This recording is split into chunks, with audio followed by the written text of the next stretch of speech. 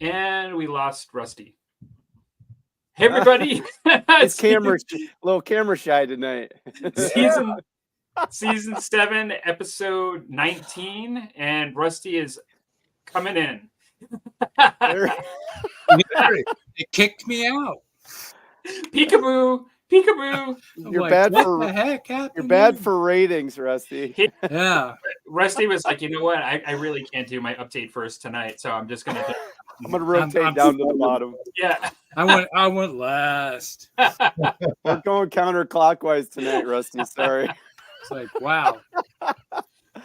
You didn't want me in the show. You just kicked me right out. Hi, everybody. Welcome to the Musty Wargamers Show. Oh, here we go. Comments. Okay. Well, doesn't look like we have anybody in the house quite yet, but we just went live. So welcome to the show, everybody. Hope everybody's like right here, but also out there is having a good end of the summer. I'm assuming kind of mid-August. And hope everybody here has been having a good one, and it's fun to be back for another summer show. As my cohorts had pointed out, I am sporting a mustache today. But make sure you put that H sound in there. You can tell that it's summer. Wait for it.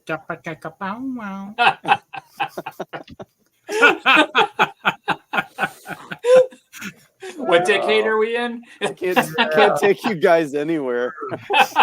Yeah, a little bit wrong on that. Oh my god! Wow.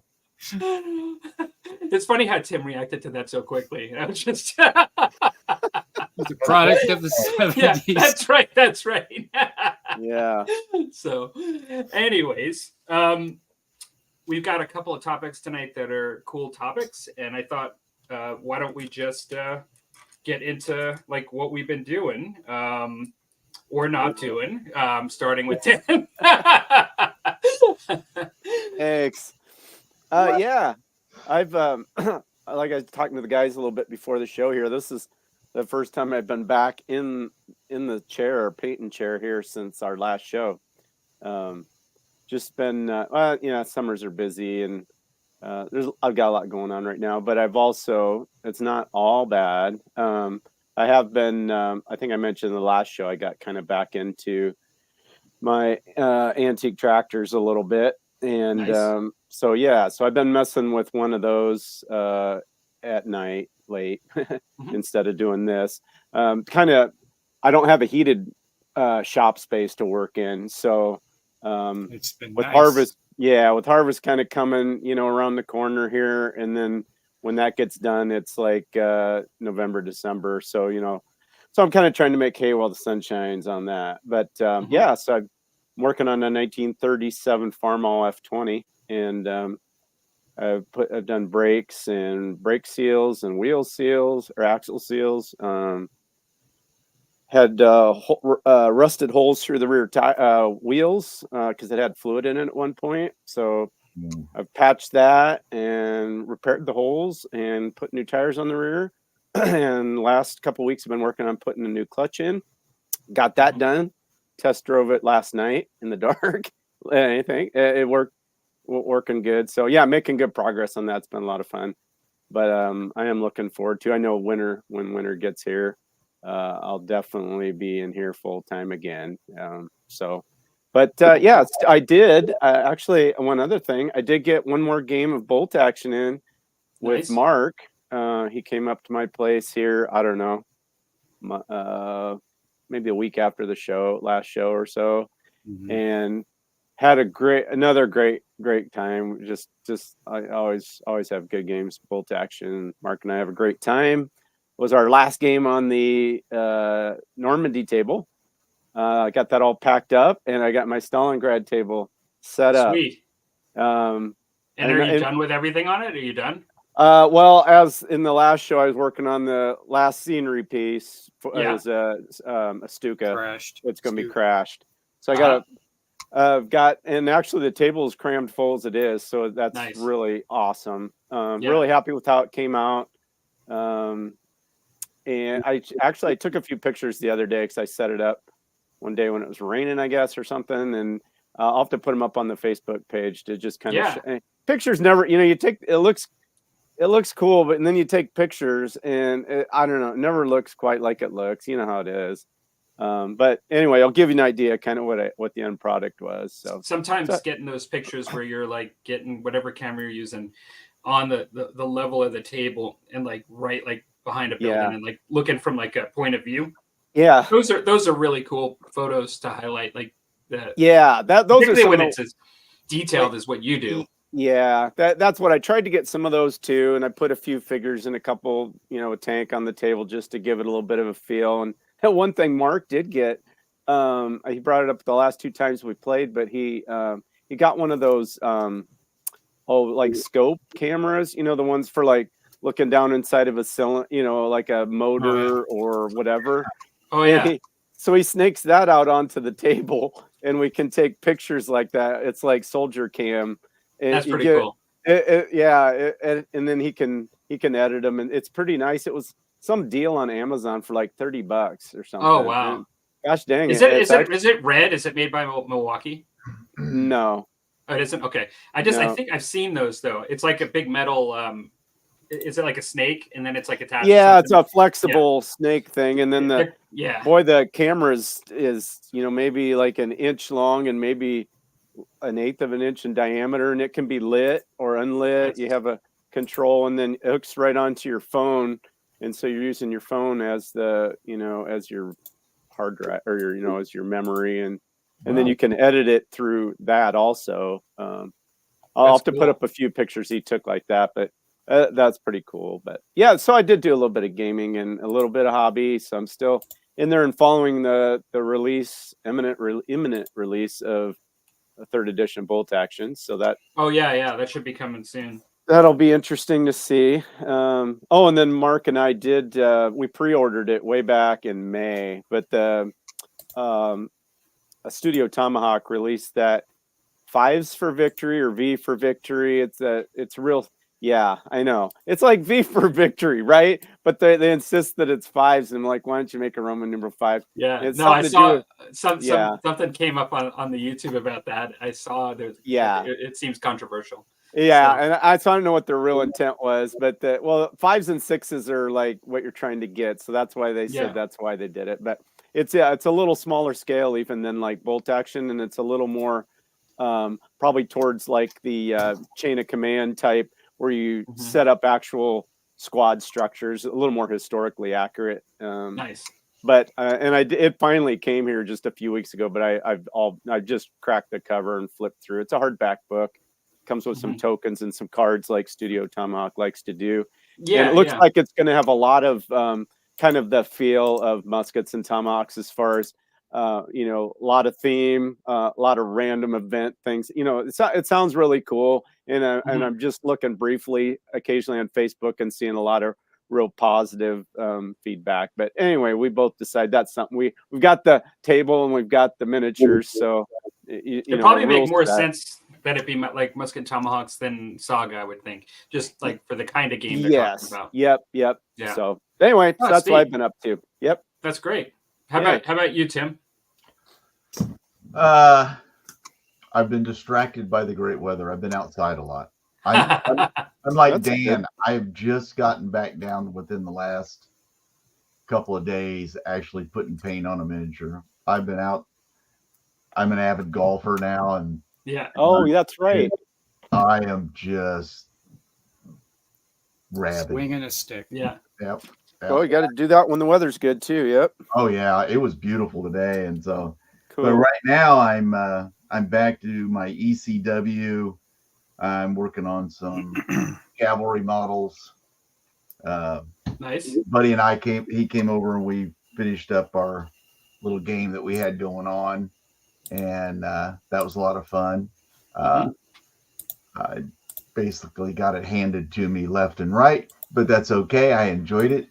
So I did some videos on it. The next one will be coming up as soon as I get around to staying indoors long enough to put it on to edit the video and get it out. But it was a lot of fun.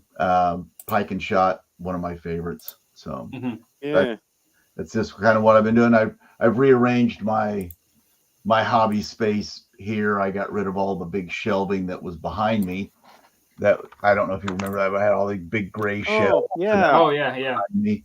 Those are all gone because it was just felt too close in here. You know, it's so monolithic. And so I got rid of all that. I got 2 small little bitty tables, one to paint on, one to like just work on some terrain and stuff, and just two like little bitty 4-foot tables, one on this wall that's just got my computer and stuff on it. I'm kind of more going for a more minimalistic.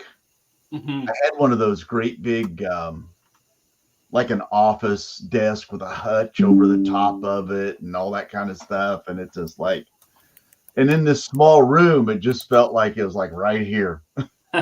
Yeah. And I had that stuff back there. It was like right here. And it was like, I'm tired of this, feeling like I'm in a tunnel. closet, you know. That's what I've got going. You can see mine. But I am adding to my ECW. I got this cabinet, and that's just my English Civil War stuff is going to be in there. Oh, cool. Oh, sweet. Let me blow that up there. There you go. Wars of Religion stuff down on the bottom, but you know, like 30 years wars. Actually, no, Wars of Religion stuff. But I don't know how much I'm going to get involved in that topic. But that's kind of what I've been doing. Is hobby wise, it was just more. I'm kind of preparing for this winter, where I know I'm going to be here a lot. So I wanted to fix my space because I was getting to the point where I just hated being down here. Well, that's no good. Oh no, God! I got to the point where I just felt like, God, I just got so much stuff and don't know where half of it's at, and so I needed a real reorganization and good. Do a little self auditing. Mm-hmm. Sold some stuff on eBay that I'm never going to get around to painting, which felt really good. Get stuff into the hands of people that want it, that'll paint it, play that game, moving on. You know. Yeah. And so I've sold quite a bit of my Song of Ice and Fire stuff because I haven't played that in, oh gosh, it's been almost a year and a half since I've played that. So and you know how it is, you sit there and you just look at these empty boxes of stuff, and I'm not empty boxes, but boxes of unpainted miniatures, and it's like, am I ever really going to do that? And it's like, no. Gotta know when to say when. Yeah. And see, I've still got plenty of stuff. I got a whole cabinet over here just full of stuff. If I ever get it back around to playing it, it's just one of those games where they just kept changing the cards and the rules. Oh yeah, I hate that. Constantly just update. Yeah. And it was. I don't mind a little bit of it if I really like it. I don't mind every couple of years getting something, but like when they're constantly changing something all the time. I remember one time I went in and bought a deck of the new cards and stuff, and then we started this campaign thing. Very first games, guy said, "Oh, those are the old cards. You can't use those anymore." I just got them. Yeah, what do you mean they're old? Yeah, they did an update, and everything that I had purchased about a month or two earlier, obsolete. And that did it for me. I was just done. I'm not running down that rabbit hole again of just chasing the next. Well, even things that don't update often, you can get on the bad end of that. Like Bolt Action, I just got the second edition like a couple months ago. And I haven't even played a game of it yet, and I'm just like, okay, I'll just put that on the shelf. It's done. But that one, I don't really like. I don't hold a lot of animosity with that because it was in play for a really long time.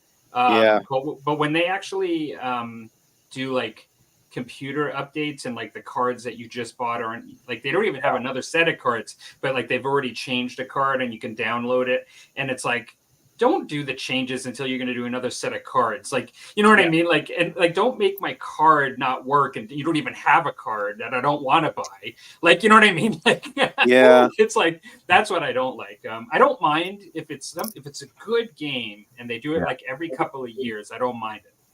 But if it's like, if you're at threat of like your stuff being like not workable, like within months, of buying it, then it's not worth it. Yeah. Oh, that's what just drove me crazy. It just, and it was, I know it was a new game, and the problem is that it's all off Game of Thrones, and it's such a large, expansive world, and there's so many components and so many factions that every time they bring a new one in, you almost have to reset everybody Mhm. to try to find some sort of balance. And we all been through a system like that before. Yeah. This was just ongoing, just constant. And I'm just Yeah, you get enough of that. I guess I've sold probably 6 or 7 boxes of the units and stuff, and it's stuff that I just had and hadn't even painted. I've sold a couple of painted units, but most of the time they were just in the box, just sitting on a shelf, and it's like, nope, done. Yeah. Done, not doing it again. I hear you. Not running down that road, chasing what they call it, the meta, chasing the next thing. That can be dangerous. Oh God, it's awful. My nose, allergies. But yeah, it's I was done with that. But the problem is, I really like the models. I mean, they're all single pose. They come put together. All you do is prime and paint, and you're on. That part's good. And I kind of like the setup of it, where everything was on the same kind of movement tray. Mm-hmm. You had 12 for infantry, 4 for cavalry, all on the same size, but everybody plays off the same movement tray. Yeah. You don't get that big expansions and really weird looking stuff. So go ahead. No, go ahead. Ask a question. I was gonna say, are you working on anything paint wise right now? Oh yeah, my ECW. Oh, cavalry. Sweet. Yeah. Sweet. Yep. Getting that started up again. Like I said, just like with Dan, just last couple of days, I've been on the golf course like crazy. It's been beautiful out. I mean, it's just great. I love it. That's awesome. I'm addicted. Nice. It's terrible. Get mad. Cow pasture pool. Well, bite my clubs in half sometimes, but I don't think I'm in nowhere near being able to give that up. No way. So yeah, so time's kind of gone by pretty quick where I can't even remember the last thing I finished, actually. I don't even know what it was. But I'm working on ECW Cavalry because I think that's kind of what I got my buddy kind of into. I've got enough stuff for both of us. He doesn't have to paint anything. Oh, sweet. He doesn't have to bring anything. I just put everything out. That's nice. He just comes over, rolls dice, and kicks my ass. And I'd say sometimes that's the best way to get. Thanks for the ass whooping. Well, he'll be back that way though. Yeah. If you really like something though, that's a good way to get other people into it, and best way. And to be able to play something that somebody else isn't necessarily going to invest in right away. Yeah, and I really don't want him to if he doesn't really have a passion for it. I think his passion's more leaned towards like World War II, and then BattleTech. Jeez. Yeah, because we have another friend. He just sent us all a message. We haven't seen him in a while, but he just picked up one of the starter sets for BattleTech, and so it's like, well, I know what we're going to wind up doing this winter. We're going to be playing some BattleTech. And I'm going to have to stop selling all my stuff. Well, so how about you, Rusty? Did your Kickstarter come yet? That's what I want to know. It'll be there. On the thing about the Kickstarter, Mel's brother Tim, he got his Kickstarter ready. He was one of the first ones around. When was that? When they started getting them? I think some people started getting back in June. That's what I thought. I'd heard that. Yeah. And here it is, almost September, and I still even haven't received a an email saying it's going to get shipped. So, and they said they finally just reached halfway through the Kickstarter release. Well, somebody's got to be last, Rusty. That's probably going to be me. First in, last out. Right? Yeah, right on. So yeah, but there'll be a bunch of big boxes showing up, you know. Yeah, it'll be pretty cool when it gets here, though. Yeah, so I'll be busy painting that whenever that happens. I still got some of the miniatures from the last Kickstarter I haven't finished painting yet. So Oh, yeah. I laid them all out, primed them and everything, and it's like, okay, what color scheme do I want? I don't know. So I put them back in the box.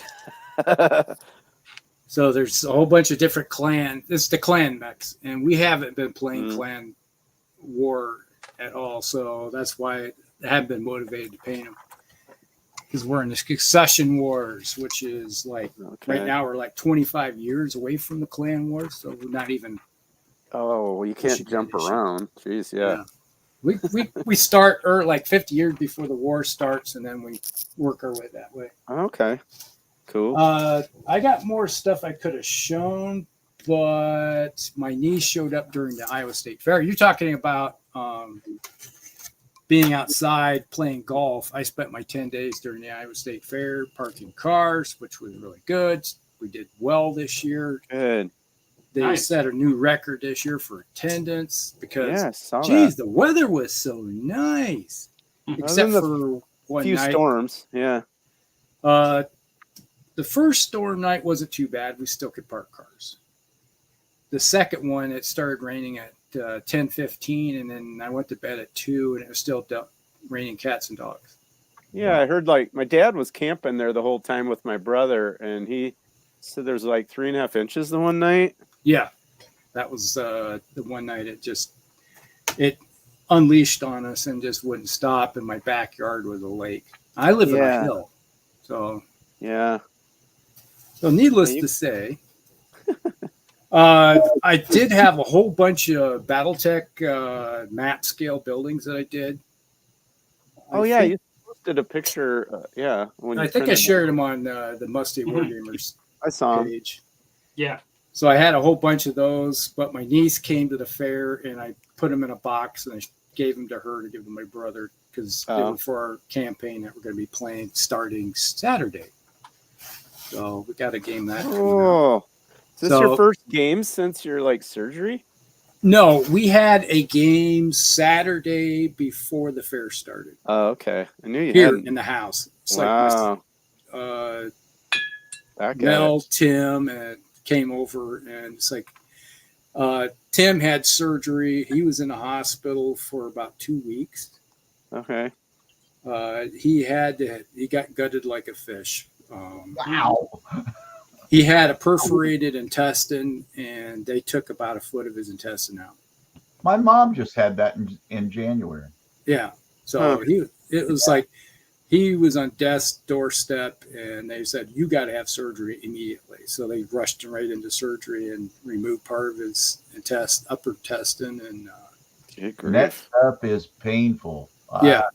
So he has a nice big scar, and he's like, it literally is. Wow. Open him up like open a fish up.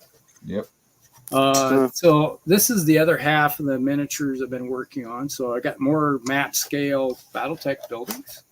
Nice. Oh, those are nice. They look good. Oh, look at those. Yeah. So they're going to be stomped by some orcs, it looks like. And I got a horde of orcs coming in. This is the last of the orcs that I was working on. Okay. So I got 16 orc archers. Nice. Their only good use is actually laying down a little bit of fire on the opponent and then charging in with swords. So, so just that's their whole purpose in life. So, but yeah, this is the old BattleTech buildings here. So those are really skyscrapers. Those are super nice. Yeah, 3D printed them. So those look really good. Yeah, these right there. Hey. Looks good. Now, good detail. Very modern looking. Very modern. You can see right here. I have the same type of buildings, but those are terrain. They're bigger. They look bigger, yeah. Yeah, they're not map scale. So Okay. Oh yeah, maps. Yeah, I know what you mean. I wasn't following that. Okay. Yep.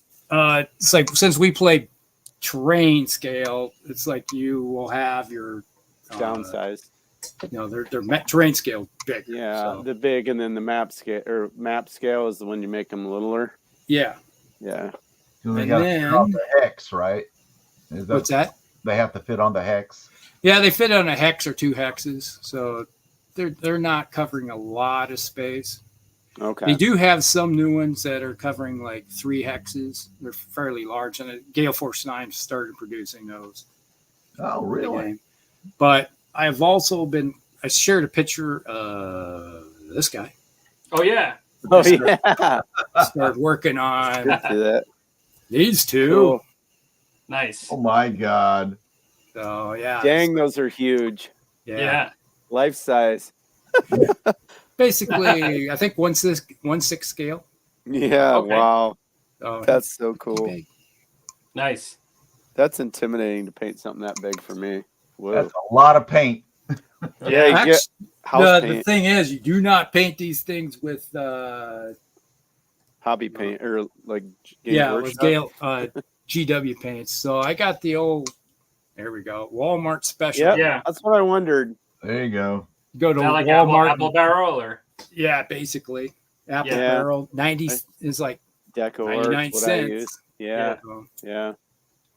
so I got those. I have to put a wash on these. I got the base paints put on. I got to put a wash, and then I'm gonna start working on it from that way. nice. Yeah. So it'll take me a little while, and then it's like I shared a picture today with our little group, Mhm. but Oh yeah, I haven't seen that yet. I have not been on the Facebook. Alright. There it is. I think I saw it from the top because initially I saw it, the wings, Yeah. and I wasn't sure what it was, but What is it? That's it's a Vargeist. nice. Oh, The Which should- vampire. from what time frame? Like, is it new or like from 6th? I don't recognize it. Yeah, this is a 3D print. This one. Oh, Nice. oh, that's why. Okay. Yeah, you can get pretty much anything. It looks like the GW stuff. And Yeah, I got some yeah. It looked like the real modern stuff, so I was wondering. Crypt horror. Your Yep. typical crypt horror there. Yeah. So I got some of those, and I have 40. And here's old GW metal ghoul, Oh, cool. I have a bunch of those sitting right here. Yep. and then here's the newest. I got 3 generations of GW ghouls here. Cool. So I have 40 ghouls. I've started painting on. I have 40 skeleton warriors I got to work on. And what else is over there? A couple corpse carts, and then hex race, and I got some banshees. You're going pretty. You're going pretty serious into the old world, Rusty. You're going from one army to the next pretty fast. Yeah, Hey, now you're on vampire accounts or whatever. yeah. And you were talking about chaos demons. Like you were doing a lot of videos and talking about chaos demons after the Works and Goblins too. Well, with the chaos demons, all I have to do is just get some movement trays that go from turn round bases into squares. Conversion. You're set to go. I'm set You're to go good. with those Yeah. because I have, as you've seen the videos, I have a large assortment of chaos demons. So I just So need what's movement trays. the musty drink for you tonight? Oh yeah, Pendleton rye. There you 12 go. mil. Cool. Nice. This is. Have you ever heard of Pendleton woolen mills? I haven't. They make wool clothes. So these are. That sounded like somebody just joined, but it was really your cork. My cork joined us. That's right. Well, we had a couple of references to the dreaded word. So I'm going to do it, even though I haven't shown, I'm going to do a bit of a BattleTech toast. Unveiling. Yes. Yes. What do you got, Palmer? You didn't say. Well, I'm going old school Coke, so that's kind of There musty. you go. There you go. I'm doing You got- milk. I have There you milk. I have milk in my little Is it warm milk, Tim? No, it's in a That'd Yeti. be, It's in a that'd be Yeti. musty. Oh, You got to cover your upper lip, so we've got a bit of a 50-50 going on here with the musty ashes. Well, it's one of those things where you got half the crews don't have hair, the other half does, and then the other half has facial hair, and the other does. That's right. But we're all gray. There's no arguing that. There's no getting Well, around I don't have gray yet. Don't you? It's hard No. to see in the light. It's like I'm still blonde. Oh, you young thing. You're off the team. You gotta Well, be. that's the thing that my dad, he's 84 and he doesn't have gray hair yet. His hair is coal black. You're kidding. No. Okay. And Heard of it. my mom's the same way. Yeah, my She's still- mom barely got gray, and she was 81. Yeah. Yeah. To Okay. answer your question, Jack Daniels. There you go. There you go. Yeah. Okay, that Really? I can relate to. Now You know- you take your Coke and then pass That's it right. to the screen, and he's good. Yeah. Here you go. I actually like Jack Daniels. I drink other bourbons and ryes and whiskeys and things like that, but sometimes I do like to have some Jack Daniels, and I drink Yeah. it neat. I drink it neat usually. What's that mean? I don't know. Oh, neat. Neat's just alone. I don't mix it with Oh. anything. Great. Yeah, I mean it's straight. Yeah, neat is just another word for that. Okay. Or But yeah, on the rocks. yeah. It's like Rusty, are you finished with your update? Oh yeah. Okay, then I'll quickly just talk about what I'm doing.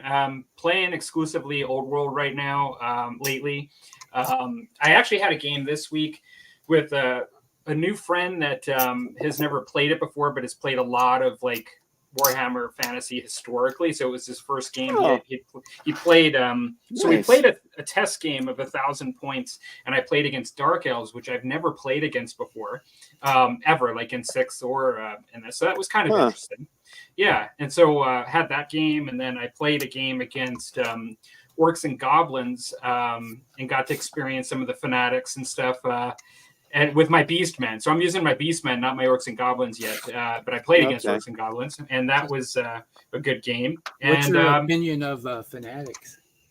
they're tough. Yeah, like they're tough. I mean, so interestingly, he had a bit of a hero, which did get hit and got 2 out of his 3 wounds from his own fanatic. But I definitely got some damage from the fanatics. I used Steed of Shadows, the Daemonology spell on my Gores, and they flew over his fanatics. So I basically, although they could have come at me in the back randomly, and rather than just a lot of times, my opponent historically in 6-2 does like to use the fanatics to basically keep me at bay. Like, he'll shoot them in the center at me, but then also they'll wander in the center of the battlefield, and they'll basically prevent me from doing something, right? Like I'm just hanging back, not to get hit by them. Right. But when you cast Steed of Shadows, it turns a unit into a flying unit with 12 inches movement. Yeah. And so basically I flew over his fanatics after they launched. And that was kind of cool as a technique. It could still work against you. You could end up in front of them and still have them come back at you, but at least you can go into your enemy as opposed to just sitting there and waiting what's going to happen. And so I tried that and it worked out. But that's sort of my gaming. I will be playing more Old Hammer. I call it Old Hammer out of habit, but it's Old World. And so I'll have more games coming up of that. I may even be traveling to have some games too, which will be cool. We'll see. But as far as stuff that I'm doing, I started to show this, but I took this out of my daughter's room because she was out of the house and I went in and stole it back. But I did this for my daughter, right? Oh yeah. And so Donatello. This one is Donatello, yeah, because he's got the staff, yeah. And this is her favorite one. And I did him like when I actually when I was in like junior high school. I mean, this is me with this gray mustache here talking about junior high school. Like, I actually read the original comic, and they were all red. Like all their bandanas were red, or their thing. And then that. like and then over time they adopted this thing, and they've mostly been known to have their own color. She's of an age where she knows them like that, where like he's purple, And so I did it that way. She knew the name of this metal thing. I didn't even know the name of it, but it's got this little chompy thing below him that he's bashed with a stick. Cool. But yeah, this is kind of cool. It's got a gloss finish on it. I asked her if she wanted me to matte it down or to leave it shiny, and she said leave it shiny. And so so that's what I did.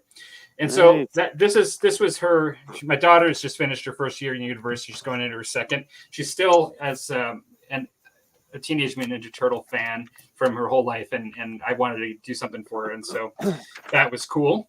I've showed this stuff on the Musty Show. I won't take too long showing this, but I've got this guy and this guy here that I finished. These two heroes, these orc heroes. Well, this one's a like a shaman, Savage Orc shaman. This one's a Savage Orc boss guy. Are those newly acquired? The new stuff, or is that some you've had in your collection? Well, this one is newly acquired of somebody's old stuff. Oh, so basically this is an old one. Yeah, they didn't release this one. They didn't re-release this one. However, this one I think to my knowledge is still for sale. And I bought this at my store, local gaming store, but it was on the shelf even prior to the Old World release. So it's just like he's been around. I think he's probably used an Age of Sigmar too. I'm not sure. Probably. Possibly. But other thing that I've been working on, I started to show pictures on this. I'll take it off to show it without this, but today I've been gluing all this howdah with all these goblins. Oh my! I was a little intimidated by this. Wow! Yeah. But I actually have this guy. I hope he doesn't get ruined here. But I magnetized him and used green stuff. But this is so the way I've done this is, just so you guys know, is I am not actually gluing it on. Like, I'm keeping it so I can run them without it, or I can. And so I'm not finished with this. Like, I'm gonna maybe work on this a bit tonight. I have a lot of painting to do still. He's not glued to this base. I have to paint the underbelly, but I started to work on this. I've actually magnetized this shaman and green stuffed him on this chair, so I can either take him off and run it with a shaman, or have him, not on there. And I got all these goblins with bows and spears on the top, and I put one right down here on the bottom, just with this big spider. Yeah. Well, big spider relative to other things, but not to what's in. That's another big spider there with a couple little ones too. And so this is fun. Leave the catapult on there, or did you not? I actually didn't do it with the catapult. I decided not to. I could in the future try to figure something out with it, but I don't think I'm going to use it like gameplay wise. So I thought I'd rather just maybe, if you guys ever watch Stig's channel, he actually made a catapult and uses it as a rock lobber. And I might just do that because I have two regular rock lobbers, but I like that idea and it's a cool little model. So I might turn it into its own rock lobber, like, and just use it that way. I made this base myself. Like, I actually 3D printed this. And because it came with a circular one, it was an Age of Sigmar kit. So that's that. And I will tell you that I love this model. Like, it's so cool. Like, I love the big spider. The other thing that I'm doing is I'm working on a Nurgle army just when I have time, when I'm not doing orcs and goblin stuff. And I have 40 plague bearers here, metal plague bearers. Oh my. Wow. Well, that brings back memories. And so I've green stuffed just the bases just to clean them up a bit, like, to cover the areas where the slotters go in. And I kind of researched a little bit on how I want to paint them. And so I'll probably do a video on that, but I kind of was looking at how other people were doing those models in particular. And I kind of got a bit inspired. I'm going to be doing a bit of wet blending when painting. I'm going to do a project to paint these guys that I'm going to paint them a little differently than I normally do. And I'm going to do a bit of wet blending and a wet palette, which I don't use often, and do that for these guys. So that'll be fun. I'll do a video on that. And then lastly, to keep things rolling, I had some points with Amazon. There you go. And what happened was, even though the build that I primarily want to do does not include night goblins, while supplies last, because they had one left and I had points. I said to myself, like, if I was gonna buy anything, like, as far as like some units, like with the new release, that it was going to be some night goblins while I could get them, like just in case they come off the shelves and stuff later. Right. And so I got this box, and this is 40, and I guess I could do them as either archers or spearmen, and that's kind of making me already rack my head as to how I should do it, because I definitely want some archers, but I can't imagine a block of spearmen to be that much less than 40. And so I'm thinking maybe 10 archers and 30 considering spearmen. that they're really cheap to begin with for troops. You're better off usually as archers. Well, and I want them to be fanatic, I want them to be fanatic delivery systems, platforms, delivery systems. But at the same time, I kind of, depending on what I want to do, I might want to, I'm thinking of I'll do 10 and 30, like 10 bowmen and then 30 spearmen. And then just perhaps if I'm liking it, then I'll just get another box in the future. I was going to say, I think you just need another box. I mean, actually, but actually that sounds like the answer to me. Well, yeah. And I guess it just depends on how I use them. Like if it's a night goblin army, then yes. But if I'm using my black orcs and they're just one unit of night goblins, then maybe not so. If you're going heavier into the goblin or into the orcs, and the goblins really are nice as your archers. So. Mm-hmm. And I have a lot of regular goblin archers, but they can't throw out fanatics. Yeah. But they can surround a shaman and hang out with a shaman. So and just kind of be a good shaman buffer, so people aren't targeting your shaman, while you're running around. Right. But that's my update. That's cool. Maybe what I'll do real quick is we have some comments. Looks like we got 4 people in the chat now. We got some comments. Maybe I'll just take a run through a real quick look at them. Yeah. I'm not going to go through every single one that's not a question and stuff, but Clyde started with "Holy Mustache Batman," and of course I was like, "Hey Clyde, it's a mustache, thank you." But Josh came in and he's joined us here. So Clyde asked a question, and I wanted to throw it up here because I wasn't sure I fully understood it when it popped up. He said, "Do miniature people have an option to not go whole hog in a topic?"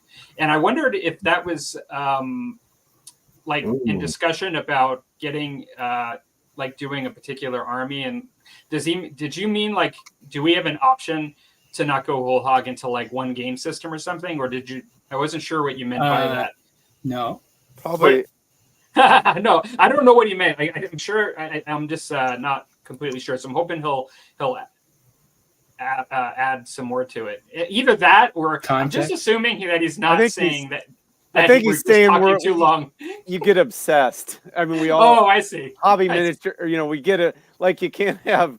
I have to have every Bretonian. It's like I think completionist. Or just This was in regards to Tim's cards. That's a flip the card table update moment. When he was saying that he was getting his cards. And then he says, "I'm the same way with clan mechs, unpainted mostly in decision. Battletech drink, which we have had. I made sure that in response to his comment. Thank you very much regarding the Donnie, and he knew the answer. It's a Mauser. That's what my daughter said too. Mauser, kind of like or is it a Mouser? Like, is it a mouse or a Mauser? I think it's a Mauser. And then Clyde says, "That's what I'm saying. Obsession is a must." Yeah. Okay. Yeah. Obsession's a musty. Must be, not must. Wow. You're well rested, Palmer. On point. Am I obsessed about something? I don't know. I don't know. I forget.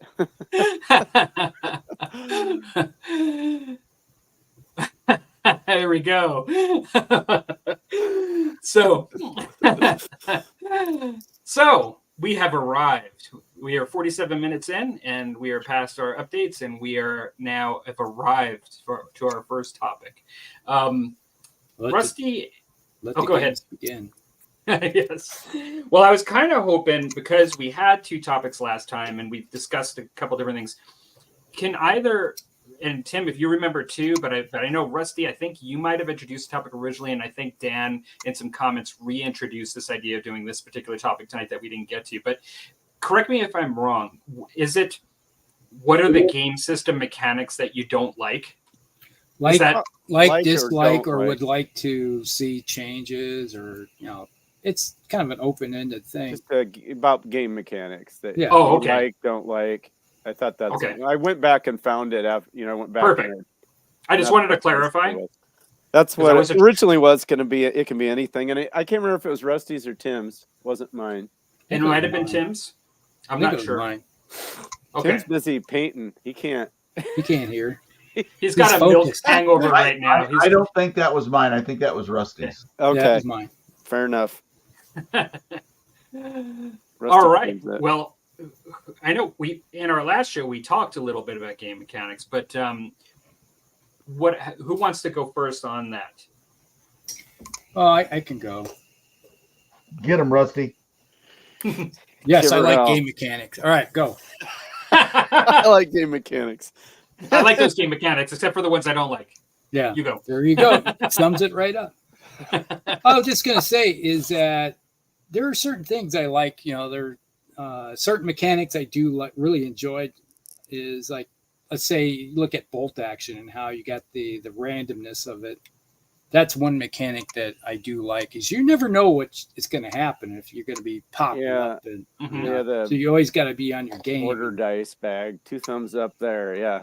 So you never know. It's like, is it the next one, or do I have to sit and wait and pray to the dice gods that I'm next? Yeah, and then trying to decide if that what you do what do you do first, and am I Yeah. going to get 2 in a row? I like those decisions that you are forced to make on every single activation. And since it's me coming up, mine came up. It's like, do I want to wait with this guy, or else is this unit here going to get killed immediately? So I got to Right. use him right now, Yep. because the next turn he's probably not going to be around.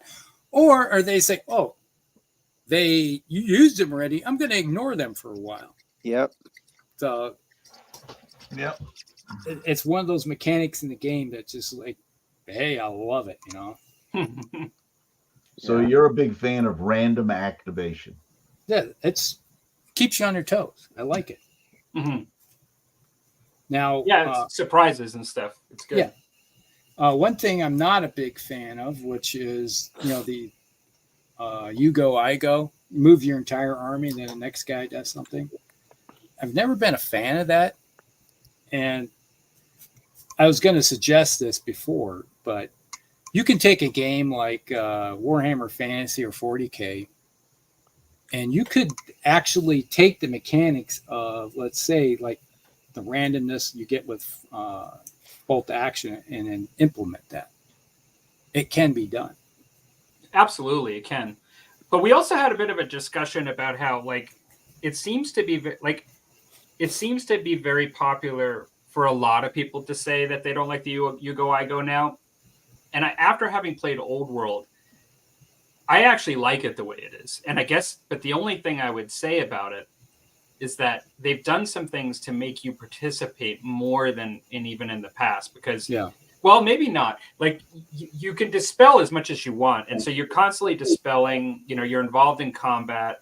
There are times when I end the game in combat, and I feel as if it was my turn, and I have to say, "Oh gosh, like this was your turn, right now." Like now I go, but I actually I feel like, because I just won a battle, like that it was actually mine. That it was your turn. Yeah. Yeah, I truly in the Old World sometimes feel like it was my turn, even though it was theirs. Like when we finished combat, because of how much you're doing, But and then if you're winning, it almost feels, and then like you're pursuing them, like after in their turn, they flee and you're pursuing and rolling and pursuing. It feels like your turn. You know what I mean? But it's not.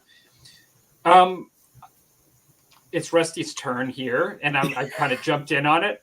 Speaking of turns, but I just wanted to interject because I agree with you. Like there are many games that have shook up the You-Go I-Go system like bolt action, and I really like it. Like the alternating activation. Or muskets and tomahawks is the same. Or musket and tomahawks, absolutely. A lot yeah. of randomness. But there are some like interesting aspects of the You-Go I-Go that I feel like sometimes we want to throw out the baby with the bathwater. Like just saying like those games, like what was it? Is there anything that can still be gained from that way of doing it too? Now, one thing you can always do is let's look at Warhammer Fantasy. If you took it and instead of You-Go I-Go, you activate a unit, I activate a unit. Go back and forth. You still got the movement phase. You still got the magic shooting phase. You shoot a unit, I shoot a unit. You got a magic phase, you got a magic phase, going back and forth. Then, after, let's say, at the end of a phase, you still got units to go. You move the rest of them. Yeah. That gives you the advantage of having more units. Let's say you got an elite unit or elite army, let's say, that you spend a lot of points on less units. You're going to be at a slight a disadvantage. Short practice is kind of like that, where you actually get to do your big men and officers direct what's going to happen in the initial part of the round, but then at the end of the round, like units that didn't get to go that still have cards, I believe they get to go, but without the benefit of the officer's direction, like some of the modifiers. So it's an interesting take on it, I think. Yeah. No, that's something I would always thought. We have tried making it work, and it can work if someone wants to actually do it that way. But there are synergies that you can argue are better in the You-Go I-Go with multiple units going at once, where you can emulate some coordination on your side. That's harder to do sometimes in the You-Go I-Go. And I've heard people, even though I've never played it, say that sometimes games like Chain of Command actually have some of that as an advantage over other systems in some cases. Other systems like bolt action, because that's the one it's compared to. But it really I never played it, so I don't know to what degree. But it just if like Warhammer Old World, I would say that by moving all of your units and doing what they're supposed to do, you can do some synergies. But like I almost wonder, it's too much. It's big of a book already to say why don't you just do it both ways actually and have two different games. But then the book is already this thick. Yeah. So I don't know. Well, I always wondered why GW went the way they did when they have. If you ever look at Epic 40K, it has a totally different take on the whole system. Where well, and War Master's the same way. It's not an I go you go. Yeah, it's a phase system. Yeah. But I mean, it works. I don't know that necessarily one's better than the other, because that's just really one mechanic in a myriad of mechanics within a game system. It's how they all interact with each other. Yeah. Because if you did an I go, you go, like if in bolt action, if I moved all my guys and you moved all your guys, that probably does not work as well. But in a large scale, in a large combat situation, I like it, like you said, Palmer, where you can get coordination, and it's not like the other side can't do defensive fire. You still get your charge reactions, and you get to try to dispel. And I mean, it's not like you're just sitting there doing nothing. And combat, there's a fair bit. There's enough and you can win the combat even. And then end up chasing them down. Right. So I think in definitely in large scale combat games, I think it, that almost. Because I've seen some of those games that are more random activation or dice rolling to see like how many commands you get and things, and some of those can get really funky. Like none of your guys did anything, or what are the little Osprey Blue books that some people complain about some of their fantasy rules? Where is it like Dragon Rampant, which I have not played, but. And I think they said is there a second edition or something? They've made some activation changes to sort of remedy that possibility where your guys do nothing, or Yeah. you get one to go. I mean, so it can, which wouldn't happen in a large, maybe a squad won't activate, or, for different reasons in a small skirmish type game, but like your whole army isn't going to stand there. True. Yeah. Well, we discussed this on a recent show where where I brought up this idea of patience, and in regards to the I go you go versus random activation, and I think, although I don't think it's because everybody's impatient, like I do believe that when the random activation rule set started to become popular and be a change in the popular systems, I think that for a lot of people, it was just a really welcome change, and Something just new. to do something different, and also, like you get to participate on a much more frequent basis and intervals, like in the game, like you're grabbing a die and it could be me each time, like, and it's just really cool in that way. I guess the only thing I was kind of just thinking is, like, for me, I after seeing it having it out for the last decade at a minimum, but it's sort of like, are we throwing away the baby with the bathwater?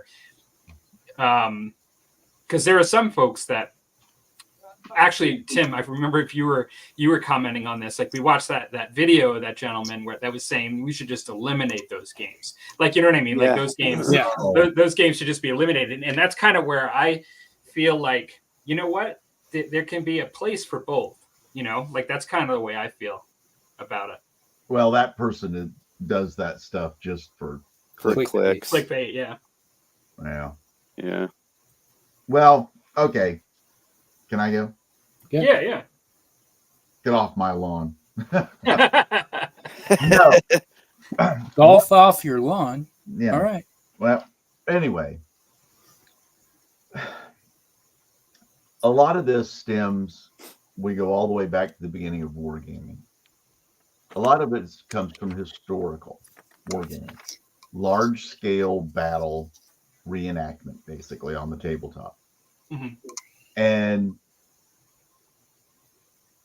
you're trying to get that feel of that large scale where you don't get immediate response to stuff, especially like when you're talking ancient battles. In ancient battles, you said go, and that was probably the last order you gave directly. Mm-hmm. Because you just lost control.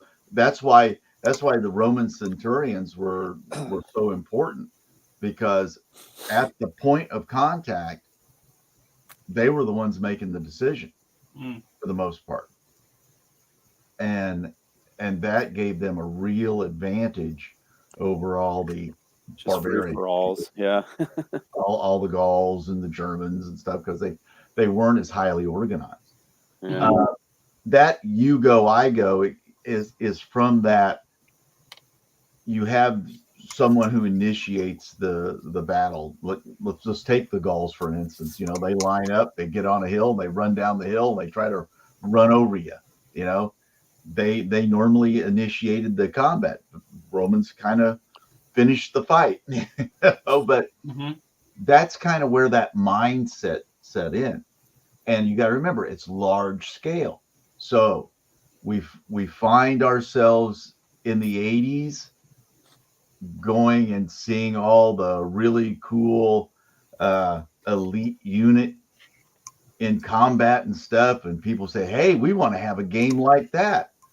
Well, in those small scale squad, at most company size kind of conflicts, you go, I go doesn't quite feel right. It doesn't mean that it doesn't work, but it doesn't quite feel right to the, like, for the individual model. It's like, is he really going to wait that long to do something? So as our thought process about conflict became smaller in scale, they had to readjust the movement and the actions and stuff to be a much more individual model friendly sort of rule set. Mhm. Well, yeah, because on the smaller scale you get to, the more control you would have. Yeah. Just And so by and so default. you say like, okay, well, he activates this fire team over here. Well, do I just going to sit there and let them do everything they want to do before I get to do? No, I need to be able to. Oh, I got to spend a activation point to make these guys activate in response to what that squad is doing. So I can see where that has kind of filtered its way. One, if we start with the big games, we work our way small, and now what they've done is they're taking the small way of activation between small units and then coming back into large scale games. Mhm. You can see it at times where that could be a fun way to do it, but I think you kind of miss something. You're actually adding control over something that they would not have control over in large, but even up through the Napoleonic period, it was hard to get 30,000 dudes to stop doing something. You just didn't do that at the drop of a hat. You didn't just say, okay, we're just going to do this. Well, it didn't happen that way. Well, and then you didn't have radios, even, primitive radios to communicate, and messengers, and the grand scale, you're talking about miles, and so all the confusion in that, So when you say, less this control. going to do this thing, you can't just stop it on a dime, and you have to kind of take your time and go, okay, now that part of it's played out. Now I can get them to try, maybe as that communication, these adjutants are running around the field saying, no, the general wants you to do this sort of thing now. Well, Charge of the light brigade. Yeah. Charge those guns. Prime example. Go, Yeah. those guns. Okay. Yeah. So I feel like I'm going to get this abbreviation wrong, but I think with what you're saying, like DBA, right? It plays very much I go, you go, but it's also very fitting in the way you're describing. Like, you know what I mean? Like it is simulating really large ancient battles or other ones too. Yeah.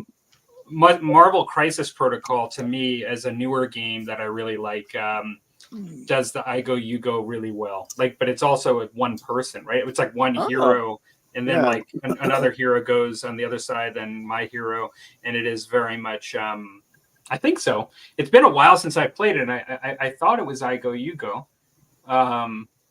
Almost positive it is. It's been that long. It's been a couple of years since I played it, but I'm pretty sure it's I go, you go, and it does feel kind of fitting in that way. Mm-hmm. And when you look at like ACW or Napoleonics, you're talking usually a battle is massive in scale because it's played in 15s. You're going to have a big table of it. Yeah. In that case, that is a massive battle. But when I look at some games like Warhammer Fantasy, that to me is just a skirmish game. However, I would agree with you in that in reality, compared to mass battle games, it's more of a skirmish game, but it wants to be a mass battle game. It wants to give you the feel of a mass battle game. Like, but they're calling it Warhammer Fantasy Battles. Like they want it to be, and then in some cases, like you are bringing like a block of 40 or whatever, as compared to a skirmish game, which you might have, squads of 10 are usually the most. You know what I mean? Like in a lot of the skirmish games that are pure. Yeah, 10 or 12 skirmish. or whatever. Yeah. It's sort of like wanting to give you the feel of a mass battle game. Well, and you got to remember too that it's not a 1-for-1. Well, Rusty likes. See, we've had this discussion before. Rusty looks at it as a 1-for-1, right? Yeah. Yeah. Which, Well, you can, okay, if like in some parts of human history, a couple of hundred guys change the fortunes of nations. Okay. Mhm. Because armies in the ancient period were 30, 40,000 or more. Yeah, yeah. And then towards the Middle Ages and the Dark Ages, they dropped down to a few hundred. Or 10,000 was a massive game. Or Oh, massive Well, I massive mean, battle. it was like when you But get unless you're playing video games, was unless just- you're playing video games, You can't I get think- it. Yeah. I think like what the tabletop is doing is it's doing its best to try to simulate, you know. Yeah. But the reality is like it's almost impractical unless you're multiplying, as you kind of inferred, Tim. Like unless like you've got an epic style game where you've got a stand of 5 guys, or even I would say that DBA does this. Like when you actually have like 3 guys on a stand, you know, they're meant to represent, if it's a skirmishing unit, it could be 10 to 20. And if it's another style unit with 5, it could be like they're representing hundreds, you know, or 1,000, like, you know, like, or whatever. right. They're clearly not 1-to-1, like, you know, like in that style of game. And when you do that, you have it's not just the miniatures. The table is in that kind of scale too. Mhm. So you're saying, okay, if this say this unit of 40 orcs, okay, is really 5,000 or 6,000 orcs. Yeah. You know, it in your mind, you think, well, that many, it's going to take up a lot of space, a lot of linear space. And for me to get communication, if I want to tell an orc what to do, it's going to take time. It's Right. going to, you can't just stop the wave, you know, and then turn it in another direction. Yeah. So, When Yeah, no, you look I- at and I think that's why they adopted that. To go back to the original thing, is that's kind of why they adopted the you go, I go, Mhm. is because of that one historical background, and then two is a representative ratio. It's in scale. That block of 20 guys is actually a block of maybe 10 or 15,000 guys, depending on your scale. So Yeah. you kind of have to be able to imagine in our fantasy world that growth, that expansion of that unit. And it's funny, as a kind of a fanboy for old world right now, I would agree with Rusty in that I do believe their intention is for the game itself, when you read the rules, is that it is 1-for-1, and then the way the rules are written and the way that you're looking at it. However, and the only reason I say that is because when you look at the rules, like when you go down to it, there are rules written like, let's say Motley Crue, where it'll say you can actually take this unit and split it up and have the weapons differently among the unit, and you can pick which guys have these rules. And so the way they write it, they're thinking of it as 1-to-1. Having said that, I think philosophically, it's perfectly okay to fight a battle and say the orc horde, like, you know, beat the Bretonian Legion, you know, and even though you played the game, like, you know, with the individual guys, when you're thinking of it from a campaign perspective, you can extrapolate and think of it as like a big battle. Like, you know what I mean? Like, you know, like, but I kind of agree with Rusty from like an actual rules perspective and on the table as you're playing it, like it is meant to be, that you're thinking of that as a guy. He has a shield and a hand weapon, where the other guy has a bow, the guy behind him has a spear. Like, you know, like they get to that level of granularity in the game, but then at the same time, I think philosophically it's meant to be mass battles, like, you know, like at a, you know, so it's trying to capture the mass battle feel, but as the rules, as they're written in the technicality, and when they talk about, you know, like the one model is your leader model, and and how they, you know, I think they're written as if each model is one individual, but it's trying to capture the flavor of a mass battle. And I think it does that. A lot of historical game systems, they do tell you in the rules, is like scaling, just like one model equals 10 guys or 20 guys. Yeah, that's what. What's that Civil War rule set, Rusty? We've got What- yeah, because they get very specific on Yeah. on the scaling. on the scaling for scenarios. It's a refight battles like exactly what it is, like whatever 10-1 or 15-1, and Land Yeah. of the Free does that too. But whatever and even in that sense, so what difference does it make? Because you're looking at 24 guys and it's supposed to represent a bunch. So Mhm. Yeah, they it's typically whatever do your it. mind's eye wants to see. Yeah, they give you the scaling for. It's like if you want to represent an actual battle, and you know how How many many troops. stands do you need to represent Yeah. the sizes of the regiments? Yes. Yeah, Fire and Fury does that. Yes. That's what it is. Where, yeah, Fire. Yep. Where you need to know how many. It's like in this battle, there's going to be this many troops, so you need these many stands. This many represent. stands to represent that. But Yeah. again, it's representative. So, whatever that means. Yeah, so you're still going to have a large amount of troops on the table, but Yeah, but it's not the actual number. yeah. So moving in into our next progression on this, like Dan, what would be something you would point out, like either that you like or don't like? Well, I guess I've kind of chimed in a little bit while the other guys were talking too. I know, but we're not just talking about I go tonight. It's about any gaming mechanic, right? Yes. Yeah, that's true. That's true. Well, in all fairness, I'll admit I'm less probably gaming experienced than you guys are. So I You probably have more rules than me, though. Well, yeah, that could be. You probably read more rules than me. Yeah, that could be. I do have a lot of rules, and I do read them. But it's one thing to read them, and as you know, too, and another thing to see how it games out on the table. Yeah. But I do like.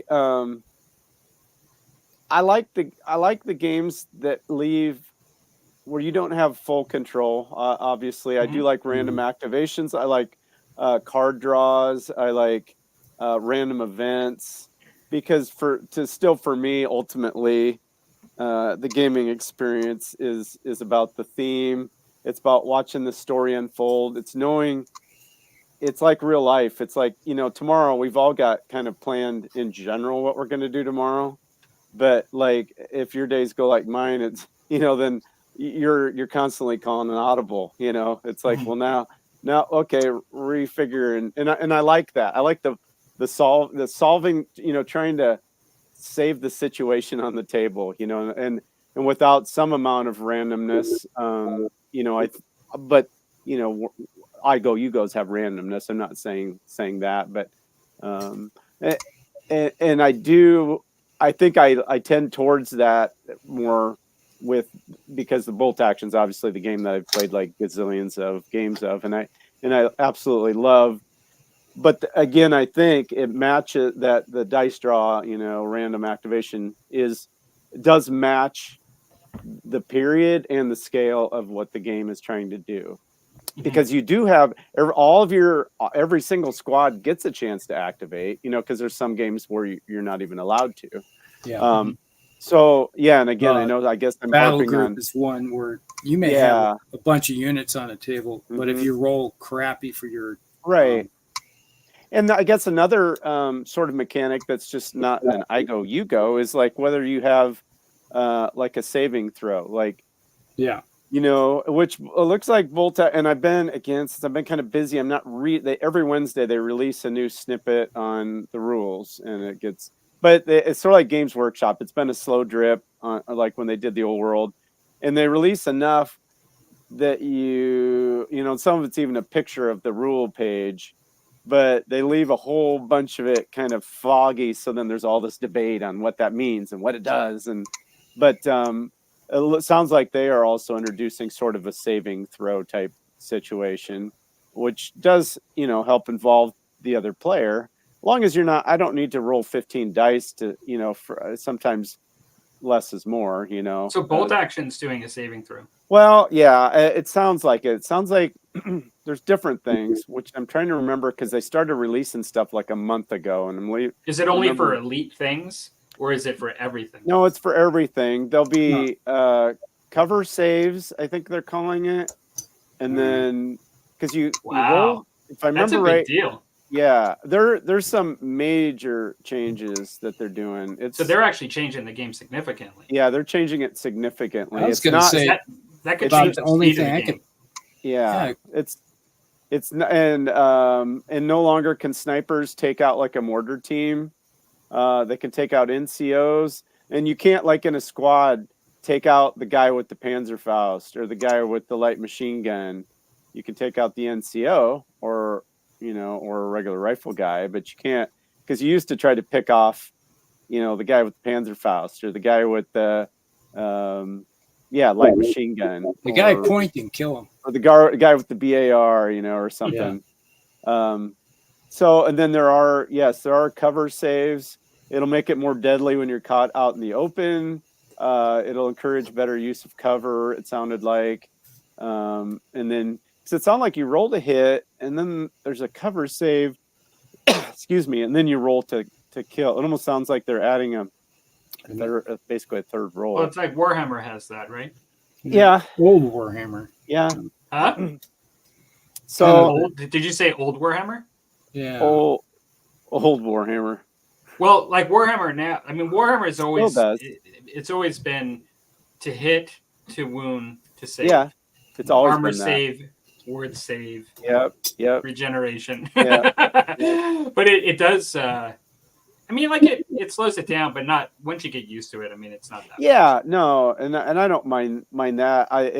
It can be nice to have, because like in bolt action as it sits now, you roll to hit, and then the attacker rolls to hit, and then the attacker rolls to see how many guys he gets, and then the owner of the unit removes the dudes. So so, which I never quite get, where people are like, well, I'm just standing there doing nothing, and they're distracted on their phone and stuff. And I'm like, I have never in all my life had that happen during a tabletop game or even a board game. Like, are you engaged with what's happening? I mean, and planning your next moves and how you're going to react to what they're doing. I never understood, if you're not actually rolling dice, why you're not engaged in the game. But but for me personally, that is not a concern. Or even just thinking about what you're going to do next, watching what they Yeah. do. Like I find for me, I'm immersed because one, I'm just so curious as to how fast my guys are going to die, like when my opponent's going,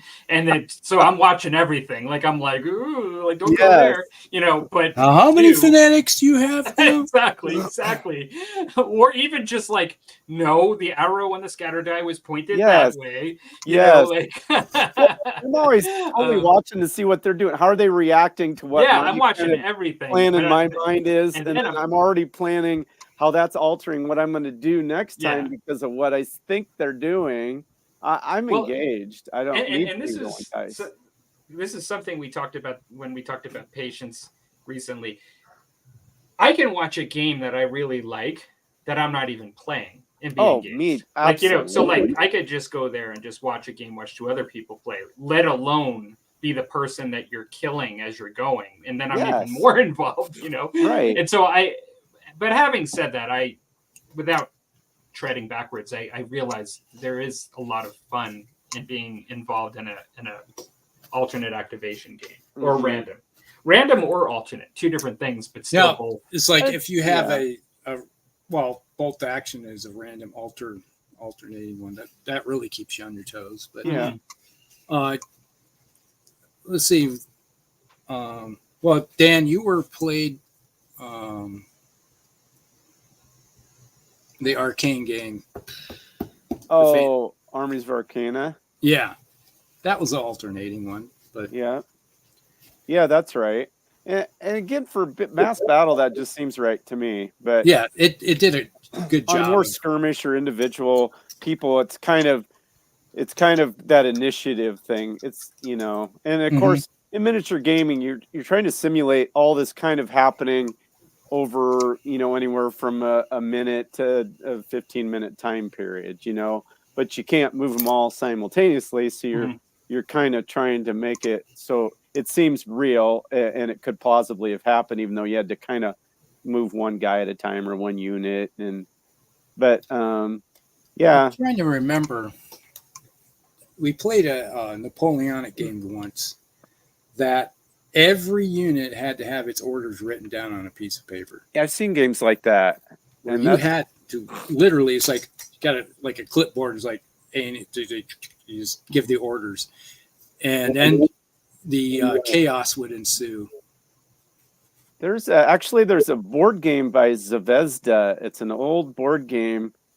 Which is a German or a Russian company. Yeah. Excuse me. And that was the same way. Each unit, it had dry erase cards, and it had models that set up on these map boards, and you moved the models around on this, so that was sort of miniature gaming. But each unit had, and you kept track of ammo on there. But also, you would write down.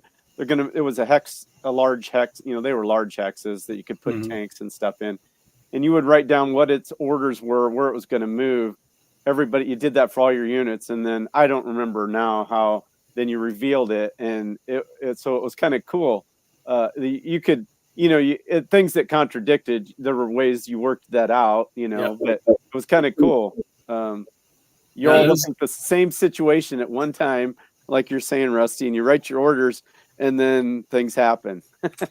Yeah, there's times when it's like, okay, I'm going to retreat this unit, fall back, and this guy's going to charge, and it's like, and then they're hung out to dry, and these other guys charge in, and it's like, or just laying down a gunfire.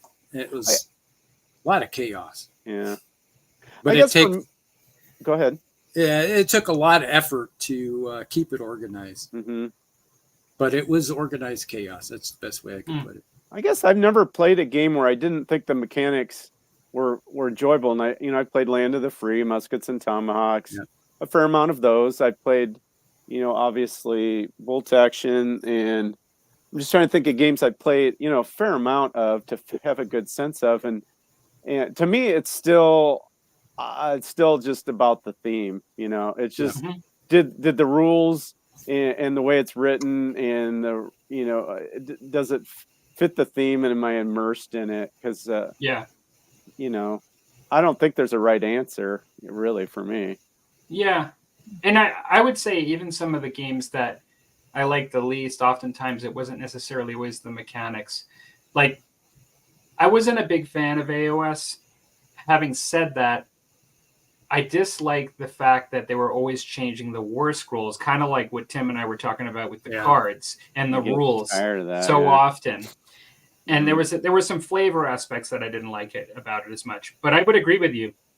It's not hard to like a lot of games. Yeah, in that sense. Well, and that's the thing. What I didn't while you were on AOS, the thing that I've never read the rules and I've never played the game. Okay, just full disclosure. But I remember back when it came out and before I kind of got into Warhammer Fantasy again, I was watching it. I was watching playthroughs, and which I can get immersed on a YouTube playthrough, even in board games. I mean, it's not like I'm a person that can't, and I get obsessed with it.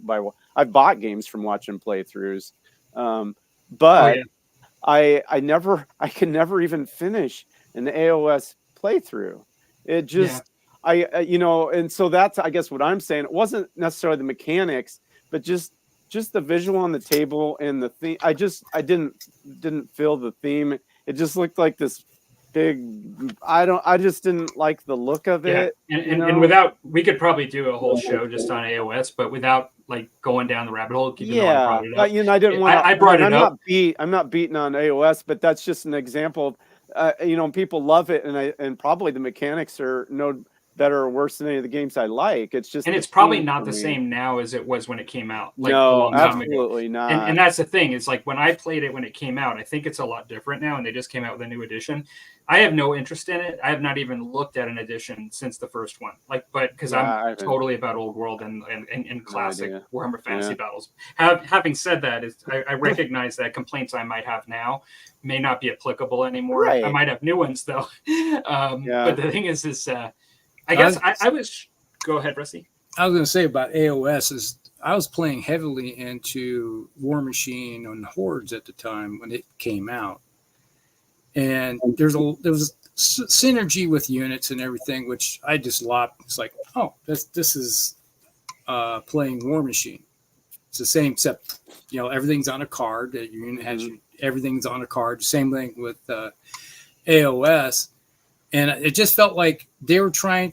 All right, you got War Machine Hordes is coming up and doing really good. It's like we're going to change our fantasy to this exactly the same type of thing that was. And I'm like, why? And most of the people that were playing War Machine Hordes were looked at and go, okay, it's very similar, but seen this why would before. we change? Yeah. Since I'm gonna come up with something like just for the discussion as far as rules you either like or don't like, I'll come up with something that I like. And what I would just say is that I like one thing I like is I like when AI is incorporated.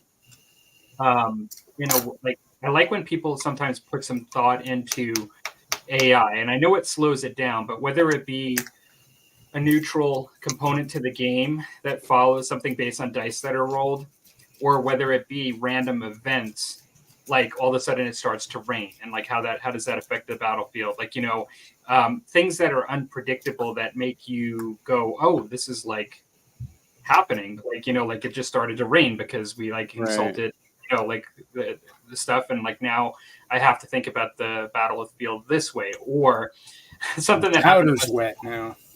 Yeah, something that happened in Musket and Tomahawks is a bear came out of the woods and attacked a unit. And my friend to this day laughs about it. And his is the guy that died. He was attacked by the bear.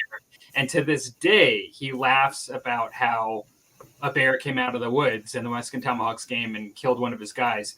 That's just unbearable. Touche. Right on. But I also do like AI. Like I like this idea that you know, when rule writers put some thought into something happening in the game and follow these instructions and roll the dice and see what happens, and it's like kind of like a uncontrollable element, random That's element what I to like. the game. Right. Yeah. And so random I events think, are great. Yeah, I think it's very cool. And I even just like the idea of like even like you could have a game where you're playing in this like hostile environment and an alien appears, you know, like you're in a sci-fi environment, an alien appears and you roll on this die and on this chart, and 10 different things can happen. Like it can attack one player because of some reason, it can attack another player because of some reason, it sides with one versus the other because, you know, it was tortured in a lab by the opposing force, and you know, and so it just becomes part of the force of the opponent. It could be that it goes from whatever position directly south, you know, across the board, and whichever is the first unit within 12 inches of it, it just attacks. Like it could have like whatever it is, but it just adds this element that's very cool, like, you know, to the game, you know. And I like that kind of stuff. Me too. Particularly skirmish games, but in a big game, weather and like all kinds of other stuff, like in like historical battles, can be a lot of fun as well. And even something like you could be playing you could be playing a game that's a historical game, and all of a sudden you roll a die and it says like, you know, there's an omen, you know, based on the other army that they determined, like if it's this thing like natives and Musket and Tomahawks, they had an omen from the chieftain that, like, based on the way the constellation was that night, that victory is for them, so they get a +1, you know, for this and that. You know what I mean? Like a benefit, or it could be a curse. Like it could be the opposite, depending on what you roll. And I just find that stuff. Now, tournament players don't really like that stuff. Like, you know, the random randomness for that. Yeah. But I think, you know, for games where we're playing for the narrative, it's a lot of fun. I agreed. The other thing, just a general thing that I tend to like when I see games that have a lot of maneuver, you know, like I love, I don't want to just, which sometimes I always like medieval era type games, but I've also found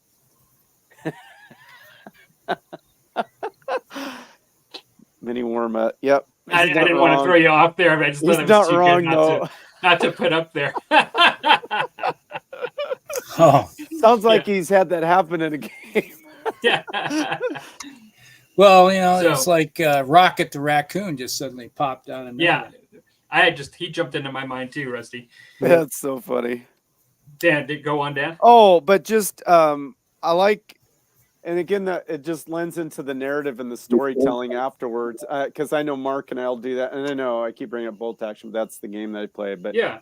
It's your jam. we love following, like, you relive it. It's like, oh man, this unit, they started over here and they had this big battle here in the center by this building, and then they ended up clear over here, and there was all this, a lot of movement. I don't want to just rush ahead and beat each other with a stick. And so I like, even whether it's the games I find interesting when I watch them would be like, whether it's fantasy, medieval, or American Civil War, AWI, where you've got some flanking maneuvers, and you've got some legit, whether in fantasy you've got some flying units, so there's a lot of action and reaction, which instead of just plow ahead and whoever can roll the best dice or match up the best unit with the poor unit, which is strategy too. I get that, but I like when there's a lot of maneuver, and that's why sometimes I think on the mass battle games where potentially 15, and I'm not saying for old world, but in general, maybe a smaller scale works better because you can capture some of that massive maneuver better, possibly. But because I think that's one of the things. Not again, sorry for people that like AOS, but when the games that I've watched on YouTube, it just seemed like this kind of rush ahead, and then they're all in this big mob, and then it's dice rolling, and then it's kind of over. Which I like to see more maneuver, and maybe that's not realistic or historical even, but that's what's fun for me. So absolutely, that's what I gravitate towards. If you look at a lot of historical accounts, is that armies will smash together, back off, take a breather, throw insults at each other, and then go smash at it. Yeah, in a lot of recounts you hear that. Yeah. Which that's hard to game in any kind of a really interesting way, maybe. Yeah. Maybe. I don't know. Well, why don't I jump into the comments real quick? We have some, and then move on to the next topic. We'll look and move on to the next topic, because we still have about 25 minutes left or more, whatever. But basically, we probably have enough time to now touch on the next topic. Yep. But Joshua says, I like the bolt action activation mechanic, but I think Test of Honor's activation took that idea and perfected it. It did come out after it, I believe. And I've watched a few games of it, but I don't. Yeah, it looked really fun. Yeah, Test of Honor. I think much it's a great experience game. Looking at that. It's a great game. Like, I wish I could play it. Yes, actually, Seventh Son does some really good videos on that whole game system. If anybody's interested. Clyde says he agrees about Test of Honor, and then he says Chef's Kiss, which that's a reference that I'm probably not getting. You guys, okay? I'm sure that it probably has. It's probably a very specific reference. If Clyde's in, he'll. We unfortunately we're asking him to explain himself multiple times tonight. Explain yourself. Yeah, we're a little slow. Truly messy. Joshua says Man of War also had an alternate activation system, maybe the only one too. Awesome game, love it. Yeah, that game is a fun-looking game. I've never watched a game of that wasn't fun to watch. Warmut has jumped in. He asked who brought the stash, and I informed him what kind of stash it was. And he's stashing stuff in his stash. Yeah, one-page rules is becoming one of my favorite rule sets. I've not played it. I know it's very popular, but I've not played it. Same. And Clyde says we need a miniature smoke signals on the tabletop to relay comms, and I think that was in reference to Tim's discussion. Yeah. Calls to mind the Diplomacy board game. Oh, yeah. Yeah, that's right. That's right. Yeah. Old Avalon Hill game. Doesn't fit. We used to play that in junior high as part of our civics class. Yeah, that would be appropriate. Yeah. It was the women were mean. Warmut says, yep, I bought all of the Stargrave and working on the Frostgrave books right now. I'm trying to get the Rangers at Shadow Deep of 2. Yeah, I've heard good things about those. And that random events makes the game spicy. Yeah. And then Clyde says that Silver Bayonet has those. Oh, yeah. I've seen that. Similar. Okay. Yep. Like opening up a crate. Yeah, we did this one with Raccoon. and no treasure there. Not if there's a raccoon in there. I've always found that the table is rarely large enough for 40K games. No maneuver room. Yeah, I the more you Seen pack that models, too. you leave the Yeah. 4x6 as standard, but then the more you make people buy lots of big models and the models get bigger, the Yeah, it table just doesn't looks get any kind of bigger. goofy. You put a almost. Titan or two on a 40K table, and it's like game over, man. It's ridiculous. Yeah. Shooting at point blank, it's just weird looking. All right, guys. Well, why don't we? That was like lightning round comments. Why don't we go into the next topic? And maybe Tim, if you're okay, I think this one was you Tim's had topic. thought of, and if you don't mind introducing it. Oh, yeah. I had to think for a second. Topic? What topic? Topic? All right. When did that happen? Where am I? Where did I go? I was playing Total War, several different versions of it. I have all of them on my computer. Yeah. I like the system. And it dawned on me because I was thinking about wargaming too, because we had started talking about topics and stuff. And I thought how great it would be if you could have like a 4x8 tabletop, but you could play a game like that electronically, Mhm. Yeah. where, you'd have like a mouse and stuff and can do the game the same way, but you're on this large table where everybody's getting to react like in real time, let's say. And I was thinking, okay, if that would happen, if the technology exists right now for us to do it, it's probably, can you make money doing it? That would be the thing. If they could figure out a way to make it cheap enough to where old musty gamers would say, hey, I can play a solo game against this AI opponent on a 4x8 table where I'm looking down the God's eye view of the battlefield, that would be pretty addictive for what we do. Would that overshadow or take over actual miniature gaming when all you have to buy is the table, the setup, and then you're done? There's no storage, there's no painting, there's no terrain building, there's none of the extra hobby stuff that we do. No dice, the machine does it all. Mm-hmm. And the hobbyist in me almost panicked over the idea of it, because it would be like, I know my personality, I'd be standing over that table every day. Yeah.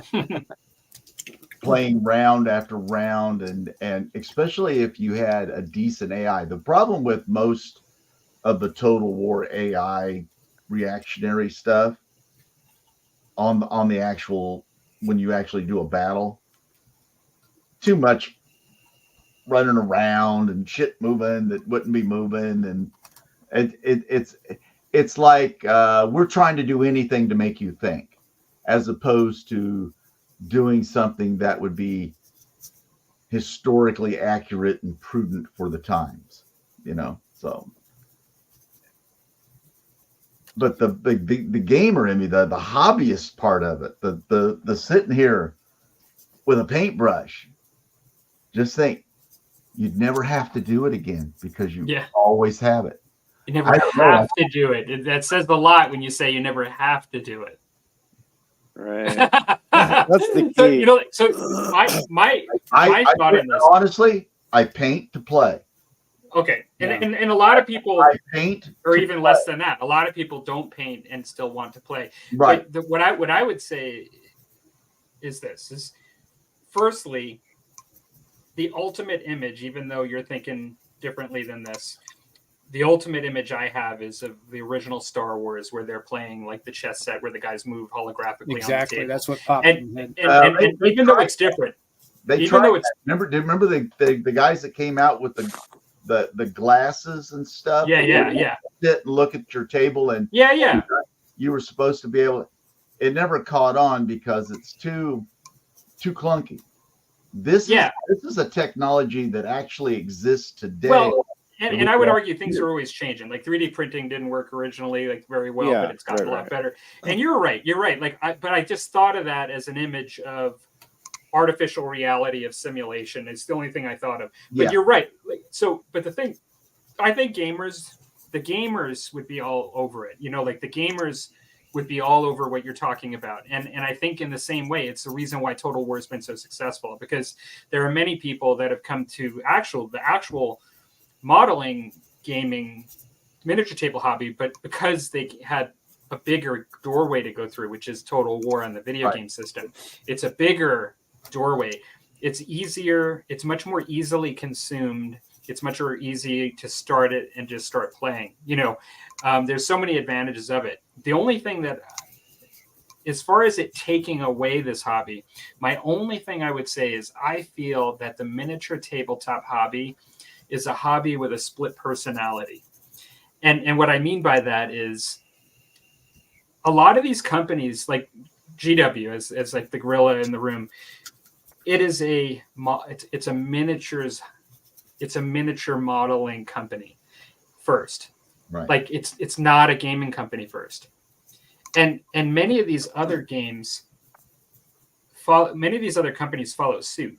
Like they actually are trying to show off their models, and they're really like, they employ artists, and like a huge part of their company and like what they're structured around is art and creation and fabrication and things like that.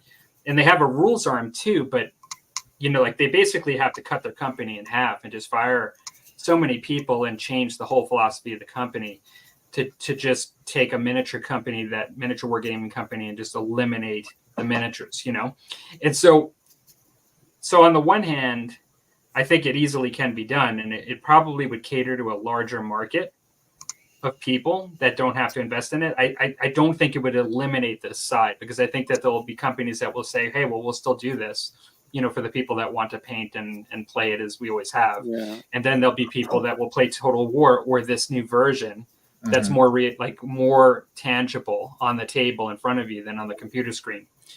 But the question you asked is whether I think it would just take the whole hobby away. And I don't think so, because I think that even if the gaming goes, there'll be modelers that are still going to do the modeling, right? And doing all the artistic stuff. And I don't really think that there's any slowing of that, because the cosplay to me is sort of like an indication where people are still interested in creating and things like that. And there's just a lot of people that are into that kind of part of life. You know what I mean? Like the art and the models and all that stuff. I tell you what, there's nothing more pleasurable. Like I say, I play all those games, but compared to having a game over a table with a human opponent, there's nothing more satisfying than that. That as far as gaming goes, for me, that's why when I was thinking about it, I was like, oh God, I kind of want it, but then I don't want it out, Yeah, I kind of would like both. I would. So how many people have we attracted to tabletop gaming because of something they've seen in a movie or a TV show, Game of Thrones, whatever tabletop version you're playing? Would those people still be around if they could get that gaming itch with another? See, you would have another opponent on the other side. It wouldn't necessarily have to be an AI opponent. The other person could be over there playing, because you can do that with Total War anyway. You can have one-on-one battles with your friends and stuff. Yeah. And they have Tabletop Simulator right now too. People would say, well, I got into it just to play this game and to enjoy it. Now I can take this and actually just play it here. And I don't have to paint, I don't have to assemble, and I don't have to terrain. And I can just have this one table that I can just fold up and put away, And you know about Tabletop Simulator, right? Yeah. And people are doing that, right? I mean, it's not the same thing of what you're talking about. It's not as realistic and as tangible and interactive as what you're talking about. But it is taking a tabletop game and just playing it on the computer against another opponent with like a virtual table in front of you, like moving the stuff around and hitting the dice buttons and stuff like that. Yeah. And people like it. If you had a 4x8 table and your terrain could be generated for you and it could have, I don't know. It would just. Are you talking, Tim, just a top-down screen you're looking at, or what are you talking? Well, I mean, you could do a touch screen if you wanted But to. I mean, like a screen, though, you're talking. Yeah, basically with the technology of a monitor. Yeah. Really huge and laid flat. And you just kind of stand over it and look down upon, the God's eye view of the battlefield. Right. Like we have when we do a tabletop war game. I mean, we see things from our vantage point that a commander would never see. You think it'll be as fun to convert your models? Well, you could throw that in there too. You could have a whole computer program on the side that just, like if you were playing a fantasy game, I want my guy to have 3 arms. Well, he's got 3 arms, and you don't have to put it on him. Chaos. Yeah, automatic. Yeah. Pick your army colors, and you could design your banners if you wanted to get into that. And it would be large enough to where the scale, and that would be another thing. You could scale it as big as you wanted. You could play it skirmish. You could play it. You could play it as big a mass battle because you can make your guys as small as you wanted. You can make them as big as you wanted within reason upon the table. I mean, technology is great, but again, there's nothing better than rolling dice, talking some smack across the table. Nothing better. Nothing better. So I always envisioned how this would work would be, all right, you got a company that you'd buy the big massive table and the tech support would take care of that for you. And you can generate your terrain however the program would do it and it'd put it on there, 3D it. Yeah. And then you would buy from the companies units. It's like I want some Reichsguard for my empire. Just like Total War, you buy it from the company. It's like I want this unit, but then you have the option. I want the colors how I want it. You put the colors in your units and personalize. It's going to need to be subscription based. Nobody's going to want to pay for each unit once it's pixels. Yeah. I think that I see where you're going with it, Rusty, and you could do it that way. Like I see what you mean. This is how I hate to interject, but I would only do it as a subscription based. Yeah. Like companies, I would that's how they're going to go I about want. it. Because they want to, if they're the only way they can stay in business if you buy the units. Well, Netflix, like you look at it this way, like to me, it's like a subscription. So like if they can get a guarantee every month you're spending this much money, then they just have to make it work. But yeah, they would go that route too, where that's where the tech support for the table. You're paying for the usage of the table, and once a subscription, they may come and take your table away. That would be funny, like something at a like a 25-cent arcade game at a bar, They come in with take the table back. Table. Like moving a pool table from my cold dead hands.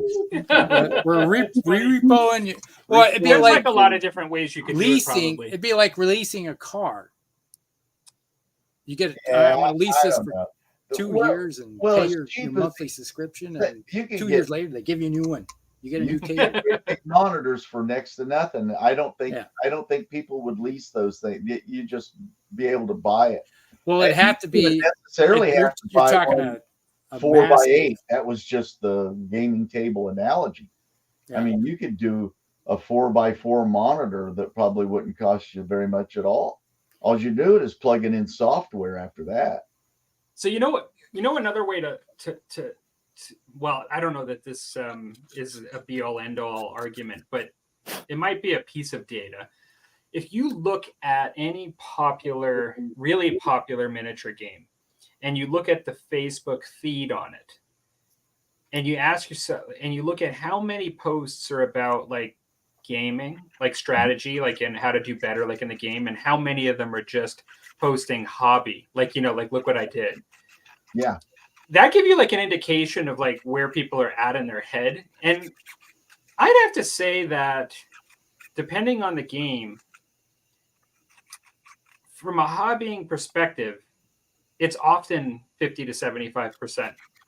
In my experience, like it depends on the game, but if it's like if it's a miniatures game that where there's like, you know, you are actually, you know, painting up models and like, you know, doing some creativity and things like that, like there's a lot of posts on the hobbying component. And so I don't know, it's interesting. There are a lot of like just like you said, Tim, there are a lot of people that are just about the game itself. Like that's what they're primarily in it for. Even though they enjoy the opponent across from them, they like the miniatures on the table. The main thing is the game. Like that's where their head's at. Like it's the game. Right. But there are a lot of people that are primarily about the hobbying. And so it's interesting how something that would remove half of it, how it would do within that community. I think half of the enjoyment of the hobby is actually painting my models so they can be on the table. You know what I find is I haven't had this in a little while in my life, but I vividly remember when my hobby room was not in this room, but down the hall, that I would come home from work. And as I would walk towards the door in my hobby room, I would start to feel a huge weight come off of me. Like I would just feel like much more relaxed, like as I was approaching that room and going into the room.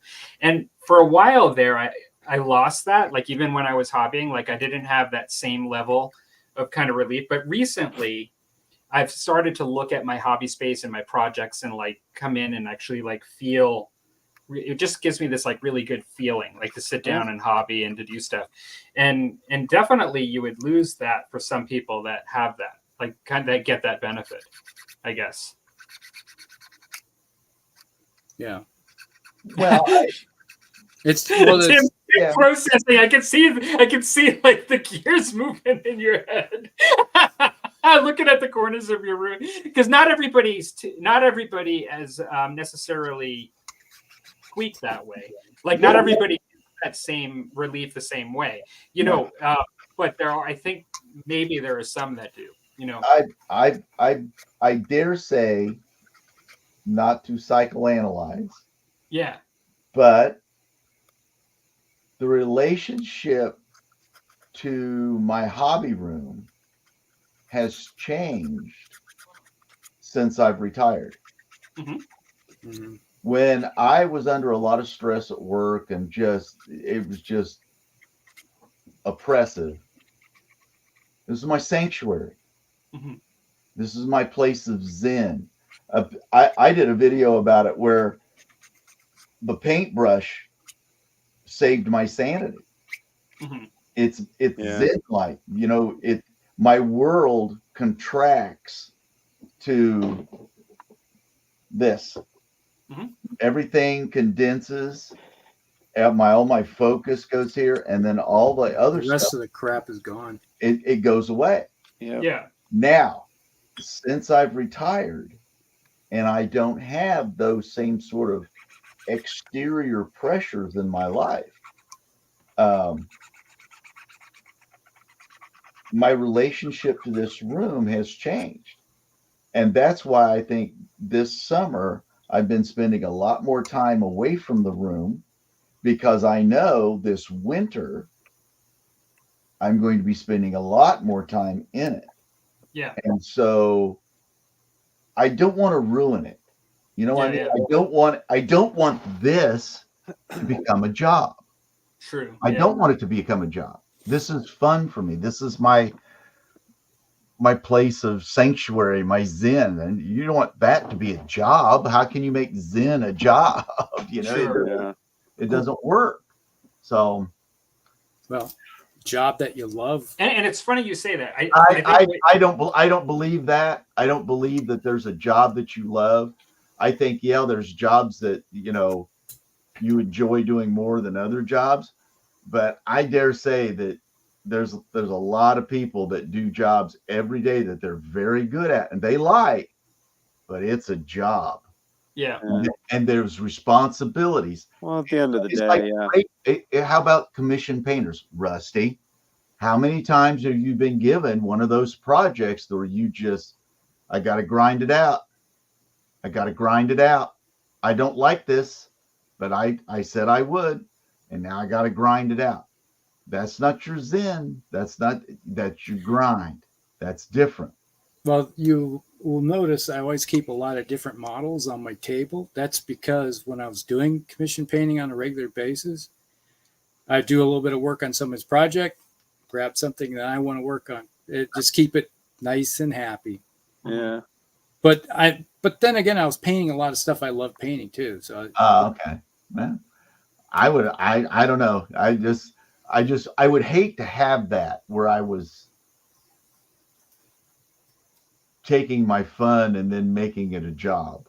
I Yeah. agree with you. And not only do I agree, I mean, personally, Yeah. and nothing against No, everybody's different. Like, you know, like they're Rusty that can do that kind of stuff, that they can compartmentalize their job part and their fun part with it. everybody's different in the way they approach it and what they get out of it and like how much enjoyment they have. And like there are people that commission paint that just love it. Like they love doing it. And you know, I agree with you. Well, what I should say, it's not agree. I understand your comments regarding not like during the summertime and not wanting this to be a job and like just knowing you're going to be here a lot and you have other things you like to do and just like really good balance. And now that you're retired, you don't have the pressures that I was kind of maybe inferring before that, like, and so you don't view it the same way. Funny enough, though, when you say that, is that I'm kind of at a point in my life where I have a lot more free time than I used to. I'm kind of semi-retired now. And I actually got it back because of that, which is weird. It's opposite of what you said, even though what you said is completely logical. Like for whatever reason, at moments when I'm looking for something, it was there. And then like, it was kind of like, these are things that offer some structure and like in my day, and I'm enjoying it. Like, you know what I mean? Like, it's just, it kind of speaks to how we're all so different and circumstances are different. And you know what I mean? Like, and that's the great thing about the hobby. We can all enjoy it in our own kind of quirky way. I mean, but it's so funny. We all four have kind of this different sort of way of revolving around this thing, but it's what draws us. Yeah. And I find that fascinating. All the different sort of personalities and characteristics that you can find in people, you'll find in a gaming. You'll find. See, if I was to commission paint like Rusty, I would have to be able to paint as fast as him. Oh yeah, like get it done, get it quick, get it out, like fast and good. Like, you know, like getting that combination because you're selling to somebody. So it's like you're providing something to someone, they're paying you for it or giving you something for it. Like, you know, and so you have to feel comfortable that you can do it under a timeline and to a quality level. And that would probably stress me out at this point. Yeah, I would just drive me crazy. Even if they even said, you take your time, it does just tabletop quality, blah blah blah. The voices, the demons in the back of my head whispering, oh, that's not good enough. Oh, that's not good enough. Good enough for you, but it's not good enough for somebody else. Yeah. I'd have to keep doing over. I'd never get done. I would just feel too stressed about it. Too responsible for someone. You know what I mean? It would be like. Having said that, I sold something once, and Rusty knows about this because I think I asked you questions like when I did it, but I actually sold my Malifaux unit on eBay years ago. And in some ways, I kind of, even though I don't play the game, I kind of wish I didn't, because they're like giving your kids away for me, at least. It's tough. It's tough. It really is. It's like I like those, but I felt comfortable enough because I did like them and I liked how I did them. I felt comfortable enough to sell them. I took some nice photos, you know, and like a black, my black booth here thing, and somebody bought them, you know, and they bought them not at like 3 to 4 times like the price of the kit, but I think I sold them like double the price of what I spent on them, which seems low, like, you know, for my labor, but it seemed fair. Like it seemed like I didn't feel like I'd never sold anything before. I didn't feel like I was giving them away or anything. Like I felt, you know, if I spent like 50, I'm talking Canadian, if I spent like $50 to $60 Canadian and I sell it for like 120 painted and I feel pretty good about it and they want them, then I felt okay. I liked that experience. Like I actually felt honored when somebody bought them, like when they saw the, you know, like the images and they bought them. Yeah. And that's another way to do it, I guess, Rusty, like where you just paint something with the intention of just putting it up for sale without actually and then you're doing it totally on your time, because like there's no timeline if you buy it and then you just paint it to throw it out there to sell. But there is a timeline if you've got a customer base. Where I would buy something, it was like back, let's say Uncharted Seas and Dystopian Wars, where I used to crank out about 2 fleets a week of Dystopian Wars. So I would buy these boxes at the time. So, you know, they'd be like, say, $20 on eBay, buy it, you know, 5-10 boxes of them, and then turn around and sell them, you know, work on it for about 3 days of hard labor and just put it up on eBay. Yeah. And I would sell them, put it up for, like, say, $175, buy it for $20, put it up for $175 for the low bid, and then buy it for, like, say, $200 or whatever, you know, how the ratio worked out. And people would buy them, you know, or they'd bid on them, and then they would sell. It's like, I was always happy, but I was paying them for me, and then I just put them up on eBay, and they'd sell whenever they sold. We should do a topic, not tonight, but we should do a topic in the future about the options for commission painting, in the sense of, like, I know I sold not a commission painted model, but like just an old hammer model for a friend. Like, so you guys will probably know that, like, the High Elf Dragon, like the original one, like is worth a lot of money. Like, you know, like and so I had a friend that got one like for next to nothing in a group thing that he bought. And he's like, you know, he knew that I've sold on eBay years ago. I hadn't sold in a while, but he's like, Palmer, would you mind just selling this and, you know, for me, like, you know, on eBay? And I said, sure, I'll do it. And so I did that. But then I realized, after not having sold in a while, just how much eBay takes from you, like when you actually sell on it. Oh yeah, like, I found that out the hard way.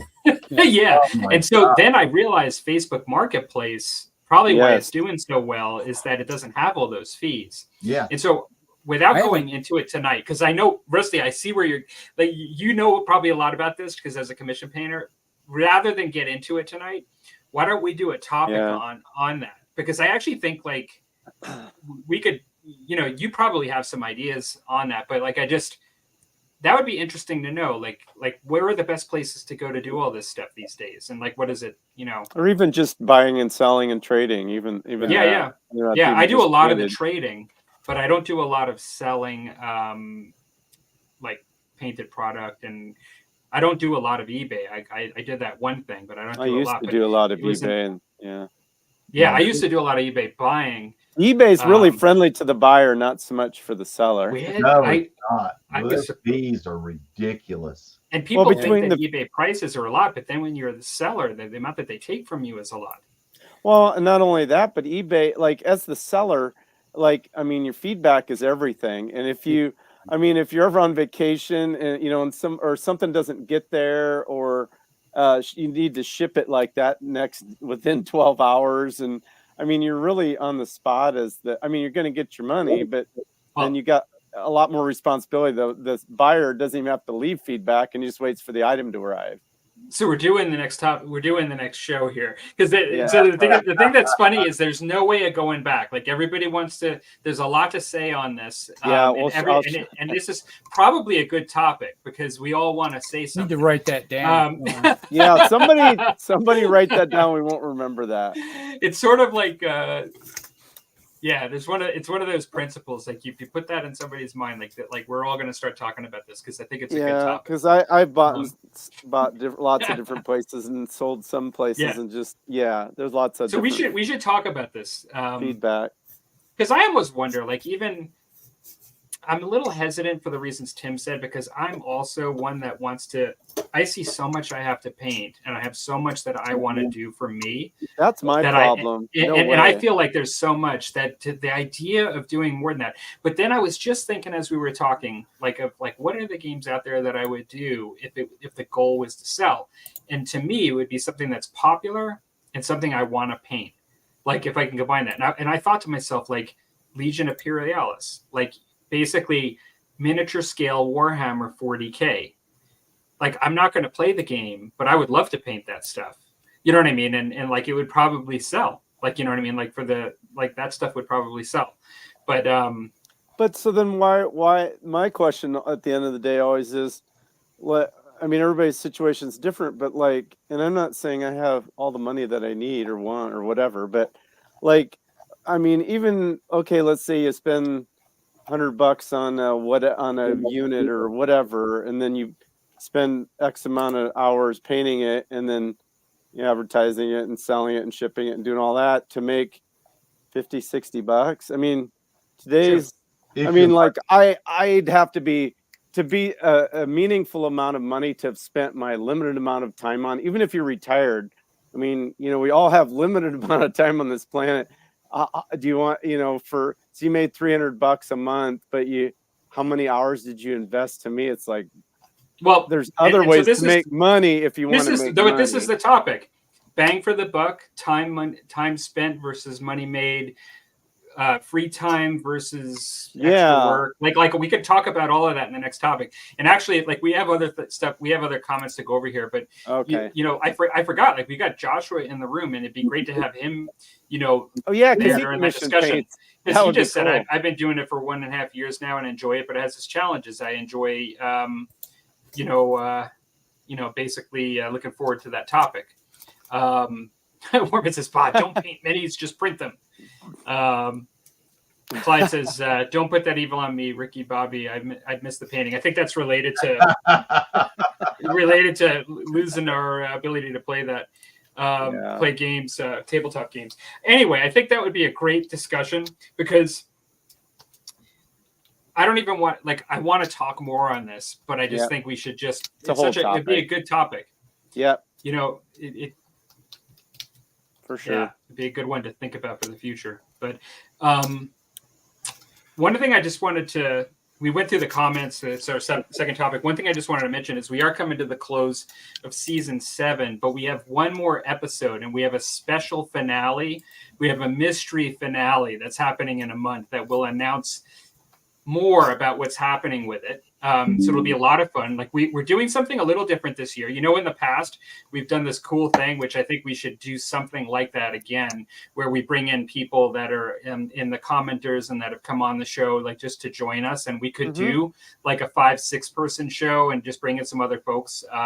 But this year we're doing something completely different for season 7. We're actually going up to episode 20, more episodes than any season we've ever done.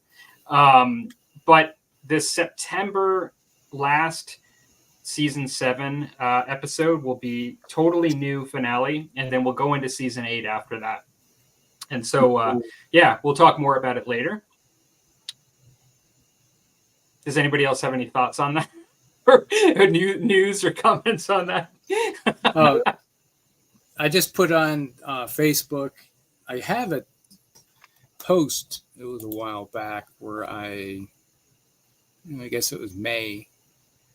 If anybody has any type of topics they want to talk about on the show, you can put them down below. I put it there. So perfect. There you go. That way, at least I know it's somewhere. Absolutely. Yeah. Anyway, I think we've done pretty well with both topics tonight. Had great comments from everybody on the show as well as in the comments. And did anybody get anything accomplished tonight? I get my plane glued together. Nice. Are those clothespins on that thing? Possibly. Don't use those anymore, but we used to. I still have them. Yeah. This is my last This is my last piece of terrain, Palmer, and then I am on minis, buddy. And then I have to come up with a different banner for you. Gonna blow your mind. The big thing will be, what do I start painting? What project do I throw myself in? We'll Oh, see. yeah. There you go. We'll see. I- You know me, focus. I had a bit of a obviously, hobby. for me, the topic, what I'm working on now is vampire counts. So Yeah, I like Nice. that. Big fan. I do have a bunch of vampire count stuff, and I just decided to break them out. Oh, where's it at? Oh, I still have this kit here that needs to be put together. Oh yeah. Let's see that. What you got there? It's my little doggies. Oh, nice. That's So I nice. have That's the old stuff. Sealed. dire wolves. You'll have to do a sealed unboxing to see whether or not it's complete, Rusty. Well, Mm. if not, I probably will still get some 3D print models so I can bring a unit up to 20. Yeah. I do a lot of the unboxings of the sealed stuff just to see whether or Yeah. not I'm going to get a bad surprise. Just Well, I get still have like 3. Well, a lot of that stuff is still being sold by Games Workshop, so it's not that like. box is old box. That's some old air in there. Yeah, there is some. Oh, there. Musty. Oh, that smells right, like musty. 1995. Oh, that was a good year. I'm not sure exactly when this box. Maybe now that's you got part my of the curiosity. Of it. Musty. That's part of the Yeah. definition of musty. Yeah. Open I've got it. I've got air. steel blisters here. I can pop open from the 90s if we want to. Oh, man. That's Yeah. part of being That's musty. what 1995 smelled like. Yeah, I got more of them. I Oh, 2007. okay. I was gonna say 06, 07. Yeah. Oh, I had to. I look. actually, I had to bring out the magnifying glass to even see it.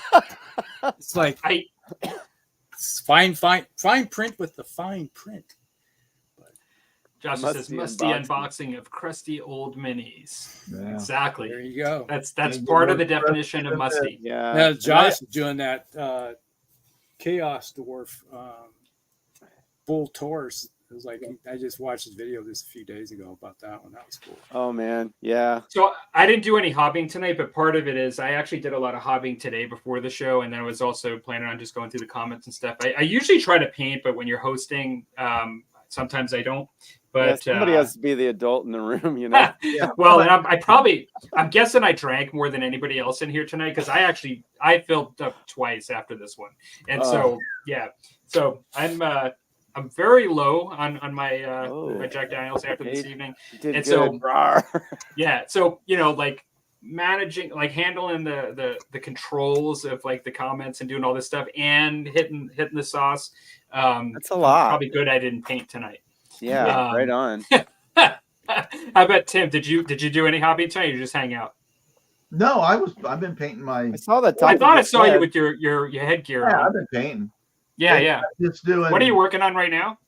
English Civil War English cavalry. Civil That's War. right. That's right. Yeah. I did most of the horses earlier. I'm going to do some socks on them, and then I'm doing different hat colors because that buff coat sort of thing that they wore, and then They're kind of like ancients. They're close to ancients. They're not ancients, but it's kind of like that. It's like Tim's painting away on his ancients. Well, the banner applies here a little bit. yes, I've always been intrigued with the English Civil War about building armies. It's Yeah. versus. It'd be a fun period to game. I well, think. what's fun about it is when you think about what else is going on in the world while that's going on.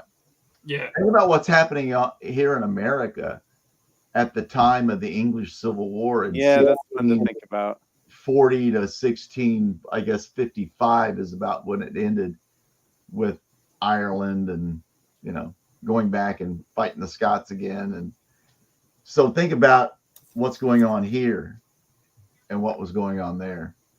Yeah, I love that when you look at this That and perspective.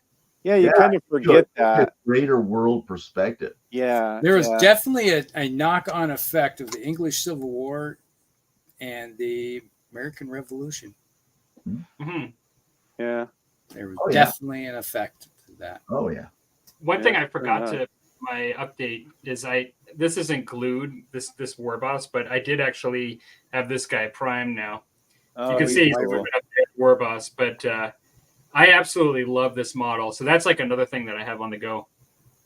Yeah, good. That's good to see. Well, I will have a Fanboy. zombie dragon here sooner or later too. Nice. It's on the printer right now. That one, or is that an original? Well, it's being printed. Okay. I didn't feel like spending $70 on a zombie dragon. Yeah. I I could. used to have the old, Understood. very first metal one. Oh yeah. Oh God. I think back now of all the stuff I've painted and sold and armies I've sold and traded, and it's like, God, if I had this stuff, I'd be sitting on a fortune. Yeah. That's the way I actually- feel about my magic cards. I did the reverse. When I bought my Orcs and Goblins, I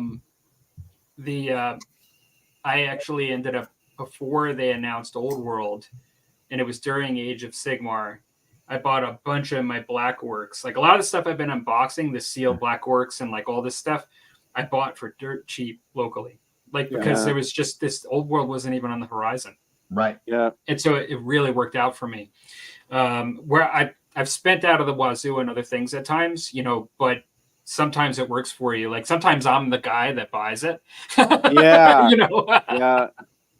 And so Yeah. If you could go back about 5 years, you'd get all this stuff at pennies on the dollar. You know. Yeah, the Bretonians, even 5th edition, were affordable. You know, Yeah. literally back 6 years ago when I started really filling out my collection.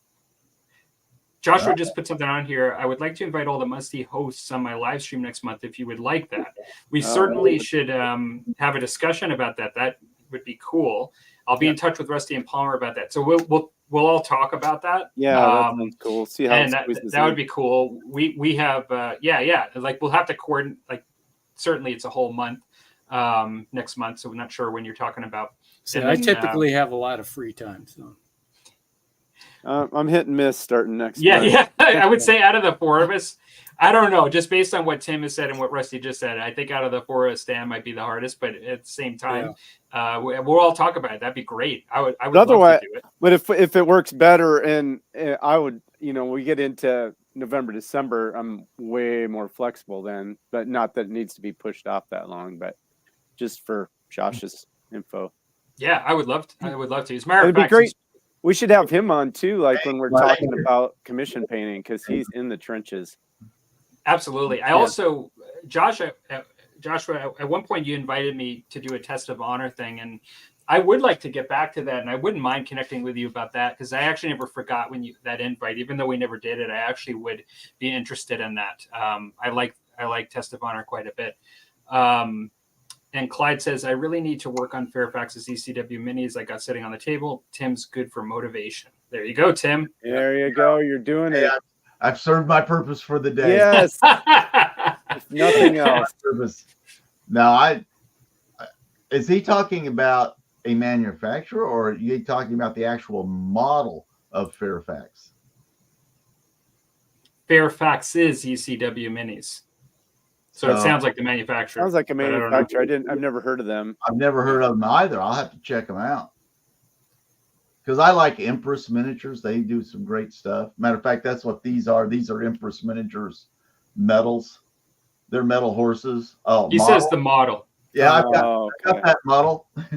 And then I've got the Thomas Fairfax. I just ordered the old man Lord Fairfax today, actually, to paint up and put in the army. That's cool. Joshua says we have to have our good friend Dan on as well. So if November is better, no problem, guys. So we will talk offline about that, Joshua. That would be great. Because I'd love to be involved in that if possible. That'd be cool. Yeah, absolutely. So it's either early to mid-September, or you get kicked back to about mid-November. Yeah. Yeah. Just to plug, we have a special.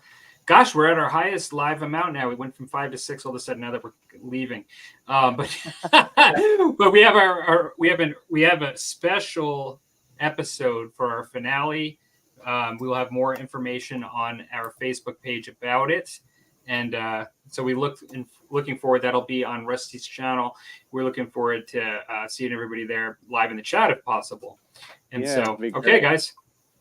All righty. All right. Thanks Good for to see showing up, everybody, and have a good one. Take care. Good night, everyone. Good night, See you in everybody. about a month. Yep. About a month.